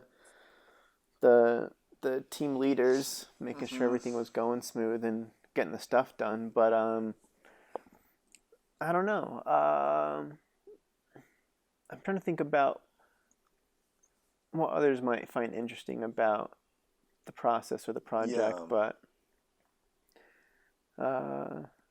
I want to know all the dirt behind the scenes, because as a director, like, you're so busy with other things, so much shit happens behind your back that I was thinking more on the positive side, but shit can be positive too. I mean, like, dirt, positive dirt. I don't mean the gossip. No, I think about, and I don't know how you made this decision, but like the fact that we were shooting 23 days on this thing, I think 23 days was the goal. For some reason, my mind thinks we shot 22 because we were able to, like, I don't know. Or it was the other way around. Yeah. I feel like regardless, Yeah. I felt like that was a good amount of time for what we were tackling. Because there's been so many projects in LA that I've been a part of. That's the longest project that I've AD'd or even really? been a part of since then. Like, Oh, you've done a number of features now too, haven't you? yeah, How many features have you AD'd now? I AD'd? No, I'm Yeah. primarily script supervisor. Okay, how many features have you script supervised? I don't know, maybe like 7 or something. Yeah. But That's surprising to me that that's the longest. yeah, like the first one that I was a part of was a 15-dayer, and then since then it's like I think there was one last year that I did that was 18 days, so like 3 6-day weeks. But like this coming out of COVID, there was one that I jumped on that was a 10-day feature, 10-hour day, 10-day feature. Damn. And I'm like, how? So what's the difference in the shooting timeline then? I mean, obviously, you know, ours had a lot of practical effects. It had a lot of locations. It broke every rule that in my one semester of film school that I did do that they said don't do. They're like, I remember my screenwriting professor. He said, you know, like if you're writing for yourself, keep in mind budget. So don't have like an actor walking through the rain up to a scene you just added, you know, $100,000 to that shot. There's like 6 raining scenes. Yeah. You know, and so like I purposely like broke every rule almost as like a screw you, I can do this. Yeah. Just to do it. But then coverage too, I'd imagine maybe like the number of shots you get. But I'd be curious, like in your mind, what allowed that to be possible with the shorter schedules? I think it is the location thing primarily, where it is like this 10-day one that I was on. It was horror, and they did have practical effects, and a lot of their budget went to the practicals. So they had like a, you know, same as what you had. Like they have the dedicated special effects people on set prepping all the stuff that's ready to go, and a lot of time goes to shooting those specific moments of like, you know, like the werewolf transformation scene where you got like the cool practical ear growing and like all that kind of stuff, and that's where their priority goes. But besides that, all the character stuff is like throw up 3 cameras. Because we did that a few times on yours too, where it's like, okay, we have extra cameras, put them up. We'll shoot extra angles. And I've noticed sometimes it saves time, sometimes it doesn't. It's kind of like a weird thing. But like for me as a script supervisor, I don't know. All right. You hate it or you like it? I want to talk more about the single camera, dual camera thing because I think that's really interesting. But finish your. Let's say for this one, being that it wasn't the highest budget, because they're rushing in 10 days, they had their video village was only transmitting 2 of the 3 cameras to me. So then I'm like, what's this third camera doing? I can't watch it. And then like we're moving so fast, I can't. I remember that with you from set. You don't like when you don't know something that's going on. I try to like sneak things around you on set, and like you're the kind of guy, and I'm probably the same way. But like you like to know where all the pieces are. You like to know what's happening and everything. So I try to like sneak in my. I'd be like, don't worry about it. It's fine. You're like, no, I'm like, no, I gotta know what's going on. It's just a couple extra shots. Don't worry about it. I just got another scene. It's like nope. Gotta factor that into the schedule. Yeah. But for instance, there was like a fight scene that we were shooting, had not been choreographed. Because in indie world, you don't normally have time before you shoot a thing to, like you don't have pre-production days set to like just block out a fight scene. Right. You don't get choreography days. You don't get rehearsal days. You don't get. So ideally, I mean, you know, for safety, you have your stunt coordinator there, and then you block out an X amount of time to run through it. Yeah. And they were doing it all wrong. And I'm just, you know, watching it. I'm like, all right, cool. 3 cameras are going up at some point. I don't know where they're going. And then I ended up working for them. So we shoot it. I don't know what we got because so much is happening. But we got to move on. Because it's, again, 10-hour days. 10 days. It was only 10 hours. Those are half days. We call those half days in the industry. No. But I remember coming back, and I did a couple days on another feature that they were doing, and the director came up to me and was like, he's like, by the way, like you did great as a script supervisor. However, during that fight scene that we shot, we missed an angle, and like that was kind of your job to make sure that we picked that up. And so I tried to explain in a nice way of like, well, actually, if you recall, we only had 2 monitors, whatever my excuse was. I'm like, and you understand me, worked quickly, whatever. He wasn't really having it, but I'm like, really, you're gonna give me a hard time over? But so that was that experience. But I think the difference is we were in like this one. I think it was like just the hotel we were shooting in. It was like a casino restaurant with like a second floor, and you just have different rooms for different scenes, and you write it for that location. So instead of moving across town or driving out into the desert for a few hours one day, you're just like, all right, this room, this room, this room, this room. Ideally, you're not moving from downstairs to upstairs a lot, because that's where the time kind of comes in, because we don't have enough equipment to just like light ahead of time. You have to like break down light. Right, yeah. But I think that was the primary thing, and then I don't know what the other thing would be, but they weren't too worried about all the stuff that we were kind of worried about with it being good. Fair. You know, as long as their special effects are good, like they were happy. But I don't quite know how he did it. Yeah, and to each their own on the priorities, right? I think you always have to try to make everything as good as possible, but you kind of have to know your priority order is like, and so when you do have to pick those battles, you know what wins. And for me, acting and story always win for me. Which is funny because I'm a cinematographer by more experience as a cinematographer, so it's funny. But as a movie fan, it's just like that's where you're gonna live and die is on the acting. But can we talk about the single camera, dual camera thing? Okay, sure. That's actually, I think that's interesting and I don't know what your audience is typically on these, if they're how geeky they are or not on the tech side. But the single camera, dual camera thing's interesting to me because. Well, let's explain just in case. Sure. What, So like when you shoot a scene, there's some TV shows and films will shoot with just one camera, and then others, and then they just do the scene over and over and over again to get all the angles that they need. And Lord help the script supervisor who makes sure continuity is the same each time between all of them. And then sometimes you do multiple camera. Where you have anywhere from 2 to 10 cameras going on a scene to get all these different angles, so that when you get the performance you like, you've got it for the most part. Plus maybe like some inserts and things like that.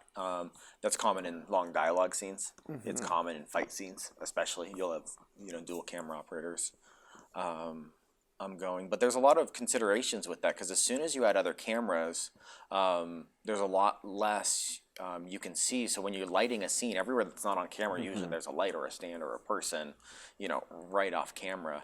Now all of a sudden, if you add a second camera, that's 45 more degrees of space that you can't see now, or you can't put that you can see now in frame that you can't put your gear in. You can't light from there, so it makes lighting a lot trickier. But also from like a directing standpoint, performance-wise, it gets harder because you're trying to watch all these things at once instead of just focusing on, okay, this is so and so's performance. I'm watching them. I'm making sure they're hitting all the beats I need them to hit during the scene. In Desert Shadows, what made it extra complicated, because we did a lot of single camera, and then certain scenes we would pull out a second camera for, and I think once we pulled out a third. But it was really important to me because on a feature I had DP'd before, and then I actually ended up filling in as director to kind of finish the film off. It drove me crazy that it was a lot of long dialogue scenes, but it was characters would come into a location, they would sit, and then they would talk. And they would go into a location, sit, and they would talk. And it made the dialogue scenes boring, because like right now we're sitting for 3 hours talking, not moving, but like when I typically have a conversation, like if I'm in my kitchen, I'll get up and I'll go to the sink and I'll kind of talk from the sink. I'll go and I'll start taking the trash. I'll, go and pet the dog for a second. All while I'm having these conversations, there's movement. And I think in film that makes it a lot more interesting. So my kind of first, one of my developments as a director, or something I wanted to improve development on, was my blocking, which makes the scenes way more complicated to shoot, but I think it makes it a lot more interesting when the characters are moving more naturally. And you see it on bigger budget films all the time, but it's learning how to move the camera within those setups. And it makes it really hard to get like our master shots, when it's like, well, we have this master shot, but it's going to be so wide because they're moving over all these things, but that's still really important to establish the scene and establish the continuity of it. So instead of like, if two characters are just sitting in two chairs, your coverage is your wide two shots, over the shoulder. Maybe you get one closer or whatever, but your coverage is really simple. As soon as somebody's walking from the wall to the floor to the couch, you now have like, you have to do that same thing in each of those spots they move into, unless you're getting creative with like, it's staying on the same shot or something like that. Yeah. So it makes it infinitely more complicated, but can also make the product way better. So that was something for Desert Shadows I consciously really wanted to do, that made shooting, I think, take way longer, but I think will pay off in the final product. And some of those longer, not a ton of long dialogue scenes. There's like 4 or 5 that I think that really helps them a lot. Yeah. Yes to all of that. So anyway, random thought that I wanted to get off my chest. All right. So yeah, my thought on that,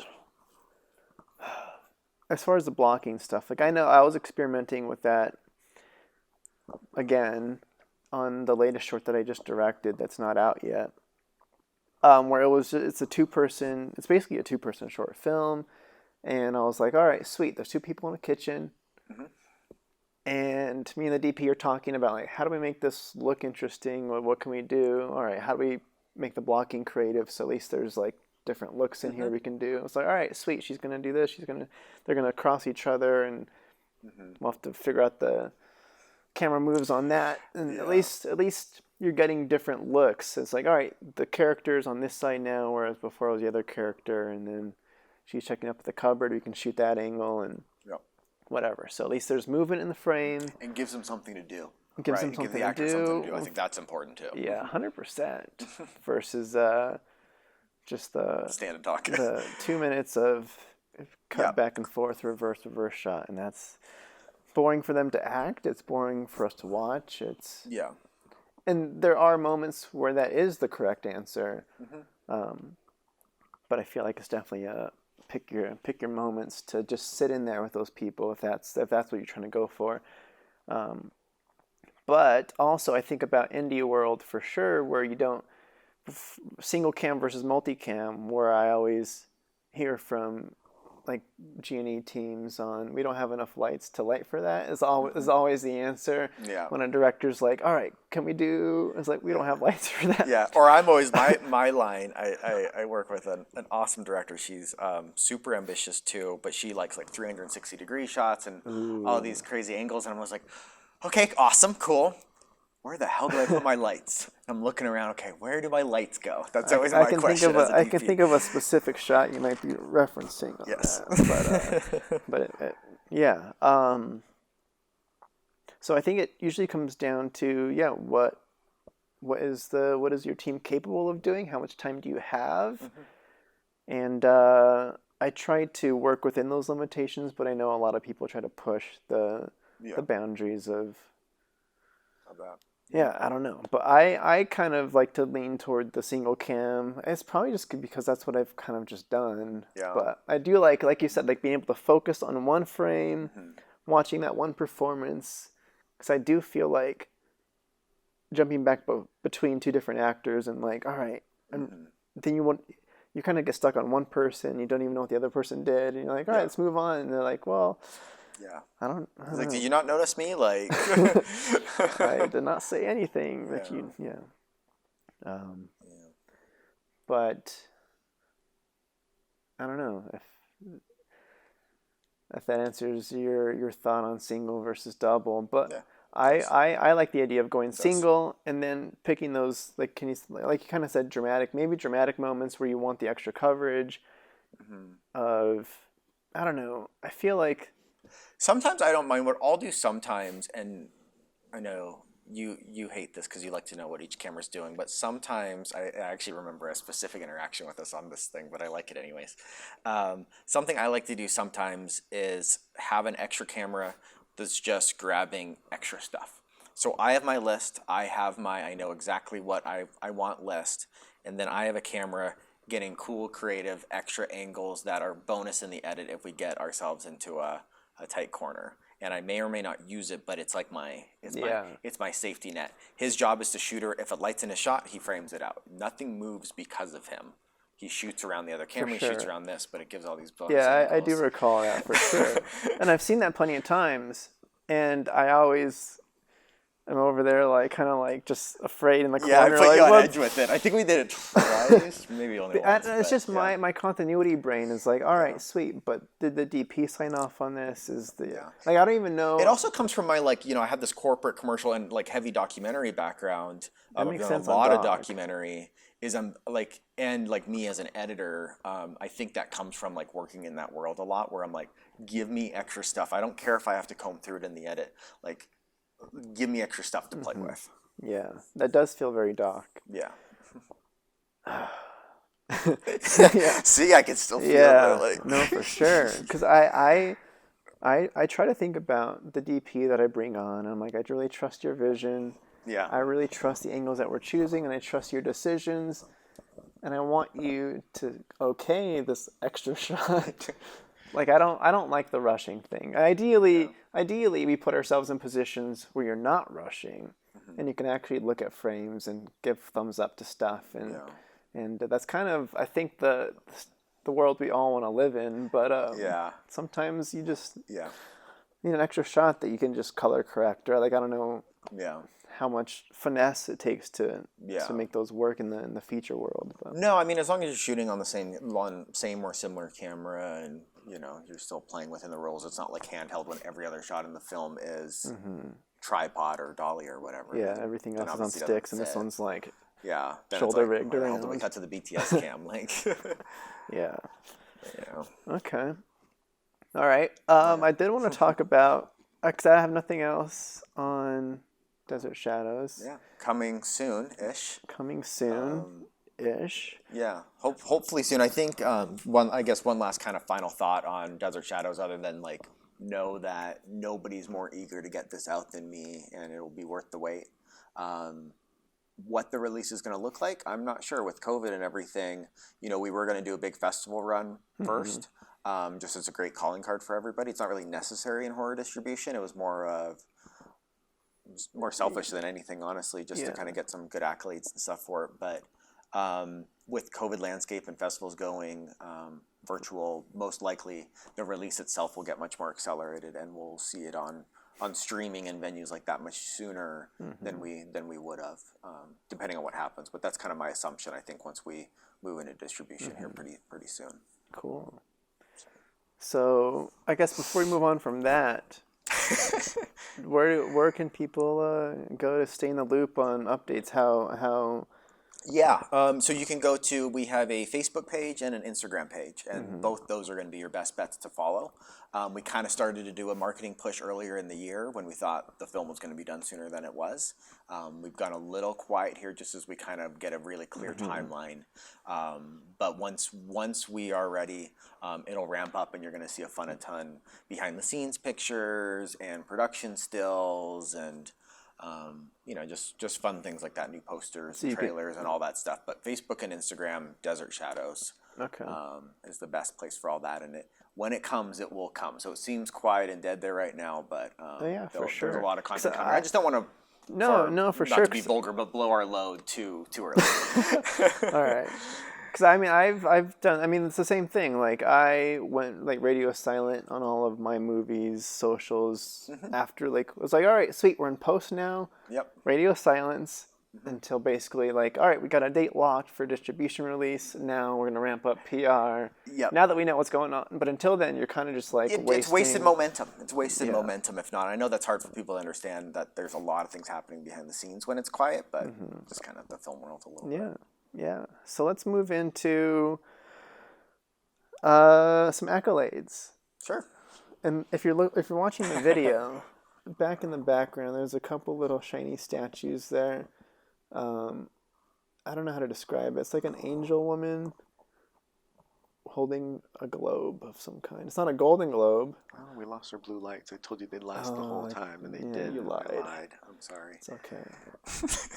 Anyways, also the trophy. Continuity. Yeah, there's some Emmys back there. So congrats on having that. Thank you. On your resume. That's very cool. Yeah. Question for me, selfishly, how do I win an Emmy? Well, kid, hard work. Hard work, right project. You know, Emmys are for TV, so it's got to be something that's actually aired on television. So I was really fortunate to have some really cool projects come across my plate. A gentleman I work with a ton in my corporate work is Al Polito and Three Sticks Productions. And they have this great contract with the state where we produce documentaries for based on opioid addiction. And so it's a big epidemic in the Nevada, in the state of Nevada. Kind of the U.S. in general. The U.S. in general, yeah. But a lot of focus here on the state. Yeah. Our previous governor Sandoval, it was really important to him, so he kind of kickstarted this whole thing. And they've been really successful. So they came to us with wanting some content, and we do so much corporate work, but they wanted some documentary content, which we're like, awesome, cool. That's a really fun sandbox to play in. And there's just so many stories to be told within that world. It gave us a lot to play with dramatically. In a world, you know, the Emmys, other than primetime Emmys, it's a lot of like news-based and journalist-based. So we got to kind of stand out a little bit where we could take a cinematic approach from our experience on the narrative side of things and put it into the documentary world with a lot more kind of like drama and emotion and feeling compared to the more journalistic stuff that we were in competition with. Yeah. And so I think that really helped. So what are the Emmys for? Sure. So the first one, the documentary itself won. It was for a film called Prescription for Hope. And this was what year? This was... I think this is 2018. 2 years ago? Yeah, 2018 probably. Yeah. The first one was from 2 years ago. And it was called Prescription for Hope. And it followed 3 stories of people in varying layers of addiction slash recovery. So one guy was like a BMX rider that fell into pills. Another story followed, you know, a daughter of a local sheriff, you know, that fell into it. You know, kind of stories like that, really kind of human based. So the documentary itself won for that. And we got to go down to Vegas for the big award show and everything, and that was we weren't expecting to win, so it was a fun night. Yeah, I want to hear about that experience, because there's 2 experiences there. There's one, making the thing, and then there's 2, the award ceremony. I don't know. You know, it's weird. I'm not a huge awards guy. I'm really not. I mean, it's cool. It's a good little feather in your hat, but I don't like I don't like attention. Like even this is weird for me, but I like doing the work. I really enjoy the process of it all. Well, I mean, being on stage for me is tough. Go ahead. I was gonna say, you just said that you wanted to run Desert Shadows through the film festival for accolades. So. Fair. Well, accolades, but that's for a career perspective. So when I say accolades, that's because if like I have a film, it's not for the spotlight. As a director, it's not for the spotlight. It's so that you get noticed, so that you can get hired for another film. So that when I'm pushing myself as director for something, I can say, well, I did this film. It won all these festivals. So it's more for that than I'm just teasing. I'm just teasing. No, I'm very sensitive about it. Because you want to walk up at each festival and give your speech, because you like giving speeches and stuff.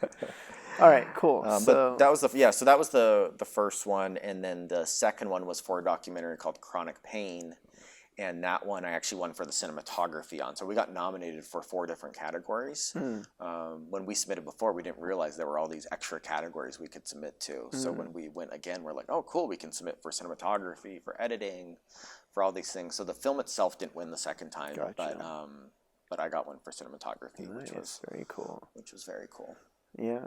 So they're fun. Okay. They're cool. The Emmys are kind of cool. Like I said, I'm not a big awards, but the Emmys are kind of cool. Yeah. They're very extra cool. shiny. Okay. So, how involved are you in the process of in these particular projects in terms of like finding the stories, or like how does that work with Not really on those ones too much. So Al really kind of like spearheads, and then we'll bring in a little bit of creative help. So he's really kind of him, and then the state will then sometimes propose some people as well, and then it's normal networking. It's like who knows who. yeah. So a lot of it's through our connections, and then we choose the story. So, Al will have discussions about it, but it's really his choice at the end of the day. He directed the project, so it's really his choice at the end of the day. So I'll add my opinion and suggestion on what I would think would work well for the story, but it's really him. I focus more on the visual of it in those, and given the story that's being told, how can we enhance that from a visual perspective? Yeah, visual, like the edit and like that kind of stuff. To give it more impact. Very cool. Yeah. All right. So. I did want to ask as well, since we are on that topic of the content involved in those from the beginning, because we were talking off camera a little bit about them, and I was kind of curious about the opioid epidemic. Yeah. And it sounds like you've had the chance to kind of work on many of that kind of. I've been fortunate to, and this was something my high school teacher, video teacher, Brian Reedy, always really pushed, making sure you do projects that make a difference in things that maybe are issues or people are struggling with. So when I was in high school, we did a lot of projects based off driver awareness, and we did projects based off meth addiction, because that's what was really big in the town at the time. So it's always been something that I've done a number of PSAs and other projects over the years, but it's always been something that's been important to me, because I've known a lot of people that have struggled with it, and it's something that in this industry a lot of people struggle with too, and it destroys lives. You're talking about the opioids? I'm just talking drugs in general. Okay. Drugs in general. Opioids are something that I wasn't very familiar with until I got into these projects, and I've learned so much about it, and it's been fascinating, and I am really glad to be able to tell the story, and hopefully, it's the whole thing, like, it's an overused line, but if the documentaries can help one person, they're worth it, because it's horrible. So the thing with opioids that happens, and what's scary about them, is it's totally unassuming. So opioids is pills, for people that don't know, prescription pills. And what happens is somebody will be in pain, whether it's an ex-athlete or somebody who's lifted a package wrong or just has back pain. They'll be in pain, and a doctor will prescribe them prescription pills to deal with that pain.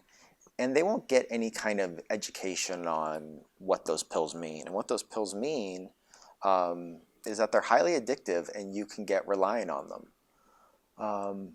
And that's not good, because some people have really addictive personalities. Some people don't realize that it's becoming an addiction when it's happening. And it's not that the pills are bad. The pills aren't bad. They help people in a lot of ways.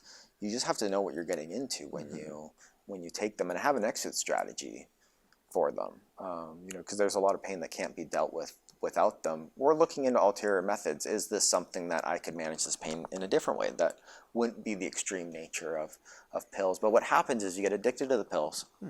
You start stealing the pills from family members, from the house, from people like that. And eventually the pills either get too expensive or too hard to get.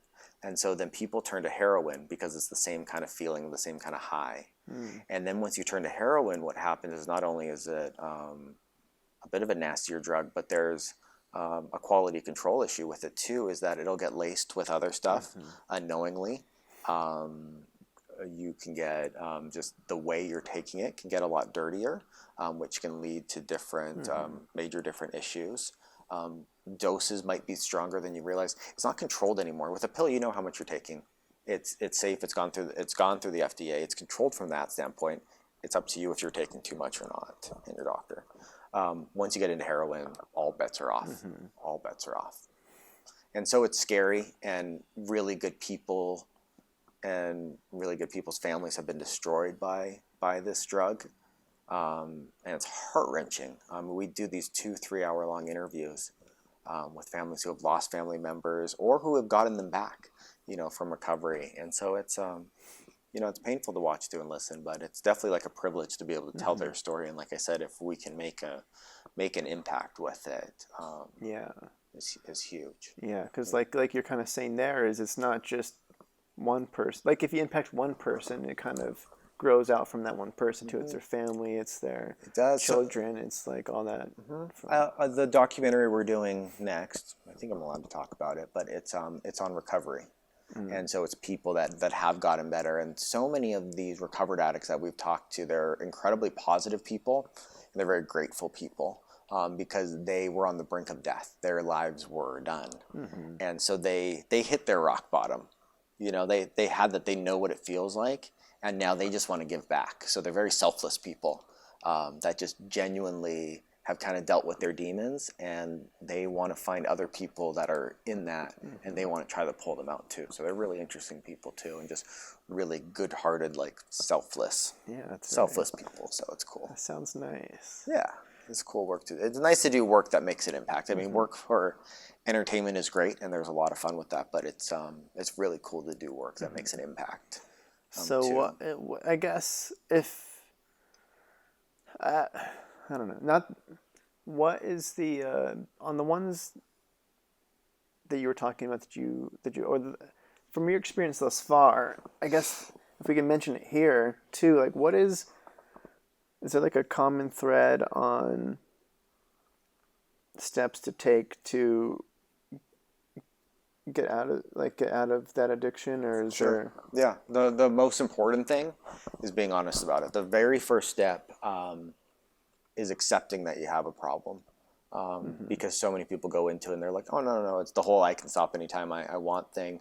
And because a lot of this it's housewives, it's kids, it's people you wouldn't expect to be having issues. It's your buddy that's cringing all the time and you don't know why, and he's popping pills to maybe deal with it. So the first thing is not being embarrassed to speak up and ask for help. There's so many resources there from the state, and just from other people, that you don't need to be embarrassed to be like, you know what, I have a problem and I need help. And it's really sad to think about, but we've interviewed a lot of parents who've lost their kids over it. And you always think, like, growing up, it's like, oh, I broke that thing, I don't want to tell mom that I broke it. Yeah, I'm going to get in trouble. So it kind of goes to that, where it's like, I'm doing this bad thing, I'm taking these drugs, or I've got this addiction. I don't want to tell my parents or my family or my wife or my whoever, because it means I'm in trouble. It's admitting I did something bad. You don't want to disappoint, right? Exactly. Yeah, you don't want to disappoint people, and that's just human nature. But we've interviewed these parents who have lost their kids to these addictions, and a lot of times they didn't know, and they just, it's heartbreaking, because they're like, I wish my kid just told me they needed help. I wish I knew, because I could have done something. And they didn't, and it ended in the worst way imaginable. So, if somebody is struggling with it, is don't struggle in silence. There are resources, there are programs, but honestly, it's your family more than anybody that can get you there. So there's our heavy moment. Whoa! Yeah. But no, that's great to get those stories out and use the skill set you have to shine a light on that kind of stuff. That's that sounds very important. Where can if I did want to watch these, are these... Sure, they're online. Well, they aired across the state because it was with a partnership with the state, and so they got blocking airtime on all the stations across northern Nevada, so it aired publicly everywhere. But they are available online. If you just search Prescription for Hope or Chronic Pain, they'll come up. I think PBS has a link to Prescription for Hope, and Chronic Pain's up somewhere. Okay. But just a quick Google search and you'll find it. They are public. Yeah, because I know And then our next one we're doing, we've done it. It didn't air this year. So we'll have to skip the Emmys this year, and then next year get back in it. But we have one on. This one was really, really heavy. Is on prenatal abuse, and so it's parents, mothers that were addicted to opioids while they were pregnant, and so their kids come out addicted to the drug, And so these kids are in the NICU and they're literally going through withdrawal. And it's like the most shrill screams, like words can't even describe. Like, and it's not like a baby screaming. It is like it's a baby going through withdrawal. It's insanely dark. So that was our most recent one, and then, like I said before, the next one is recovery. So we have a couple more coming too. That is very heavy stuff. Very heavy stuff. Whoa. Very heavy stuff. Yeah. Okay. Well, we'll also stay in loop on that. That sounds like you were kind of very important stories getting out there. Yeah. Bad segue, but we're nearing the end of the podcast here. I did want to. I think the word is remiss. I would be remiss. Is that the word? I don't know if I'm asking over there, but if I didn't ask about the classic question of what's next. The what's next. So you've got a feature on the verge of being out in the world. You've got this other big doc in the pipeline too. What is what is day to day? We continue to grow the business here. I have 4 employees, and we've got a studio space and grip and electric vans. So continuing to grow that business, doing bigger and better projects always. As far as the fun projects, unfortunately, I can't talk about them too much, but I do have some super cool things in the works. I'm under NDA on them, but I've got a couple features that are in the works that might shoot this year from all DP producer work on those ones. Okay. But some very interesting kind of high-end projects, and then I've got a couple TV shows I'm developing too, some that have kind of better chances than others, but I can't really, unfortunately, say much more because they're actually legitimate ones. They're not just like passion projects. Like I had an idea, they actually have people like that want them and that want to pay for them and things like that. So hopefully 2021 will bring some very cool new passion projects. That's or not bad, but new, fun creative projects. Yeah, the narrative. I should say so. Yeah, we'll see, but plenty to keep me busy in the meantime. Well, I guess maybe I could reframe the question a little bit. Like, I don't need to know specifically what the projects are, but what, being that you've had, I feel like 2020 has been a big year for self-reflection for a lot of people. Mm-hmm. I'm not sure if you had the opportunity for time to think, but I'm not, but but I don't. Yeah, as far as what you want to see happen in the next year? Well, I think one thing I would love to talk about, because I think it's something really cool that's happening here, and I can't go into crazy details. You're saying here in Reno? Here in Reno specifically, is to bring more film projects to Northern Nevada. And we had a couple kind of Hallmark Lifetime movies come this year, and it kind of started the conversation up again, because people have wanted more film work here for years. But there's a really awesome group of people here now that are really passionate about bringing more film and TV projects to the area, and that's all going through the Cordillera Film Festival, which I'm fortunate to be on the board of, and Emily Skyle is kind of her passion baby project. But there's some really heavy hitters that have joined the organization now. With Peter Menzies Jr. Was a DP, did Tomb Raider movies, Die Hard 3, whole bunch of awesome projects. And we just have some really cool people on the board that are doing a lot of work behind the scenes to hopefully make that more of a reality here. A little traction, if you will. Yeah, to bring the resources here necessary to do that. So I can't say too much on what specifically we're working on, but there's some really cool things in the work in affiliation with the festival. And then you're involved in that in some capacity too with... Yeah, I'm on the board for the festival. Right. And so I help where I can. I have a really busy schedule, so I get spread really thin between Tyler Bourns. my movie projects and my day-to-day just trying to run all this and shoot projects and everything. But I try to do as much as I can, because I think what they're doing is really, really cool. So fingers crossed more comes out of that. But that's a pretty awesome festival, so I'm happy to be a part of it. Very cool. All right. I don't know. I think that's it. And that's good. All right. Well, good talking with you, Eddie. Thank you for having me on the podcast. Yeah, thanks for hosting at your studio space. It's It's looking nice. Thank you. And yeah, all right. I guess lastly, we did mention where you can find Desert Shadows on socials. Facebook, Instagram, Desert Shadows movie, or I don't know, just Desert Shadows. Just search Desert Shadows, You'll find Desert it. Shadows movie on Instagram or Facebook. Yeah, so I'm sure he'll be rolling out the PR on that soon.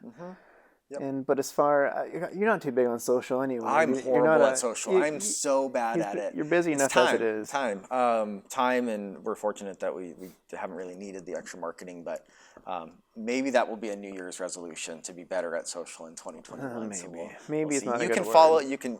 It's not a good year. You can follow me on Tyler Bourns on Instagram and Tyler Bourns or Bourns Productions on Facebook, and maybe I'll start posting again. Maybe you'll see some new content. We'll see. But all right, cool. We'll see. Thank you, sir. Cool. Thank you. All right, bye. Boom, boom, boom.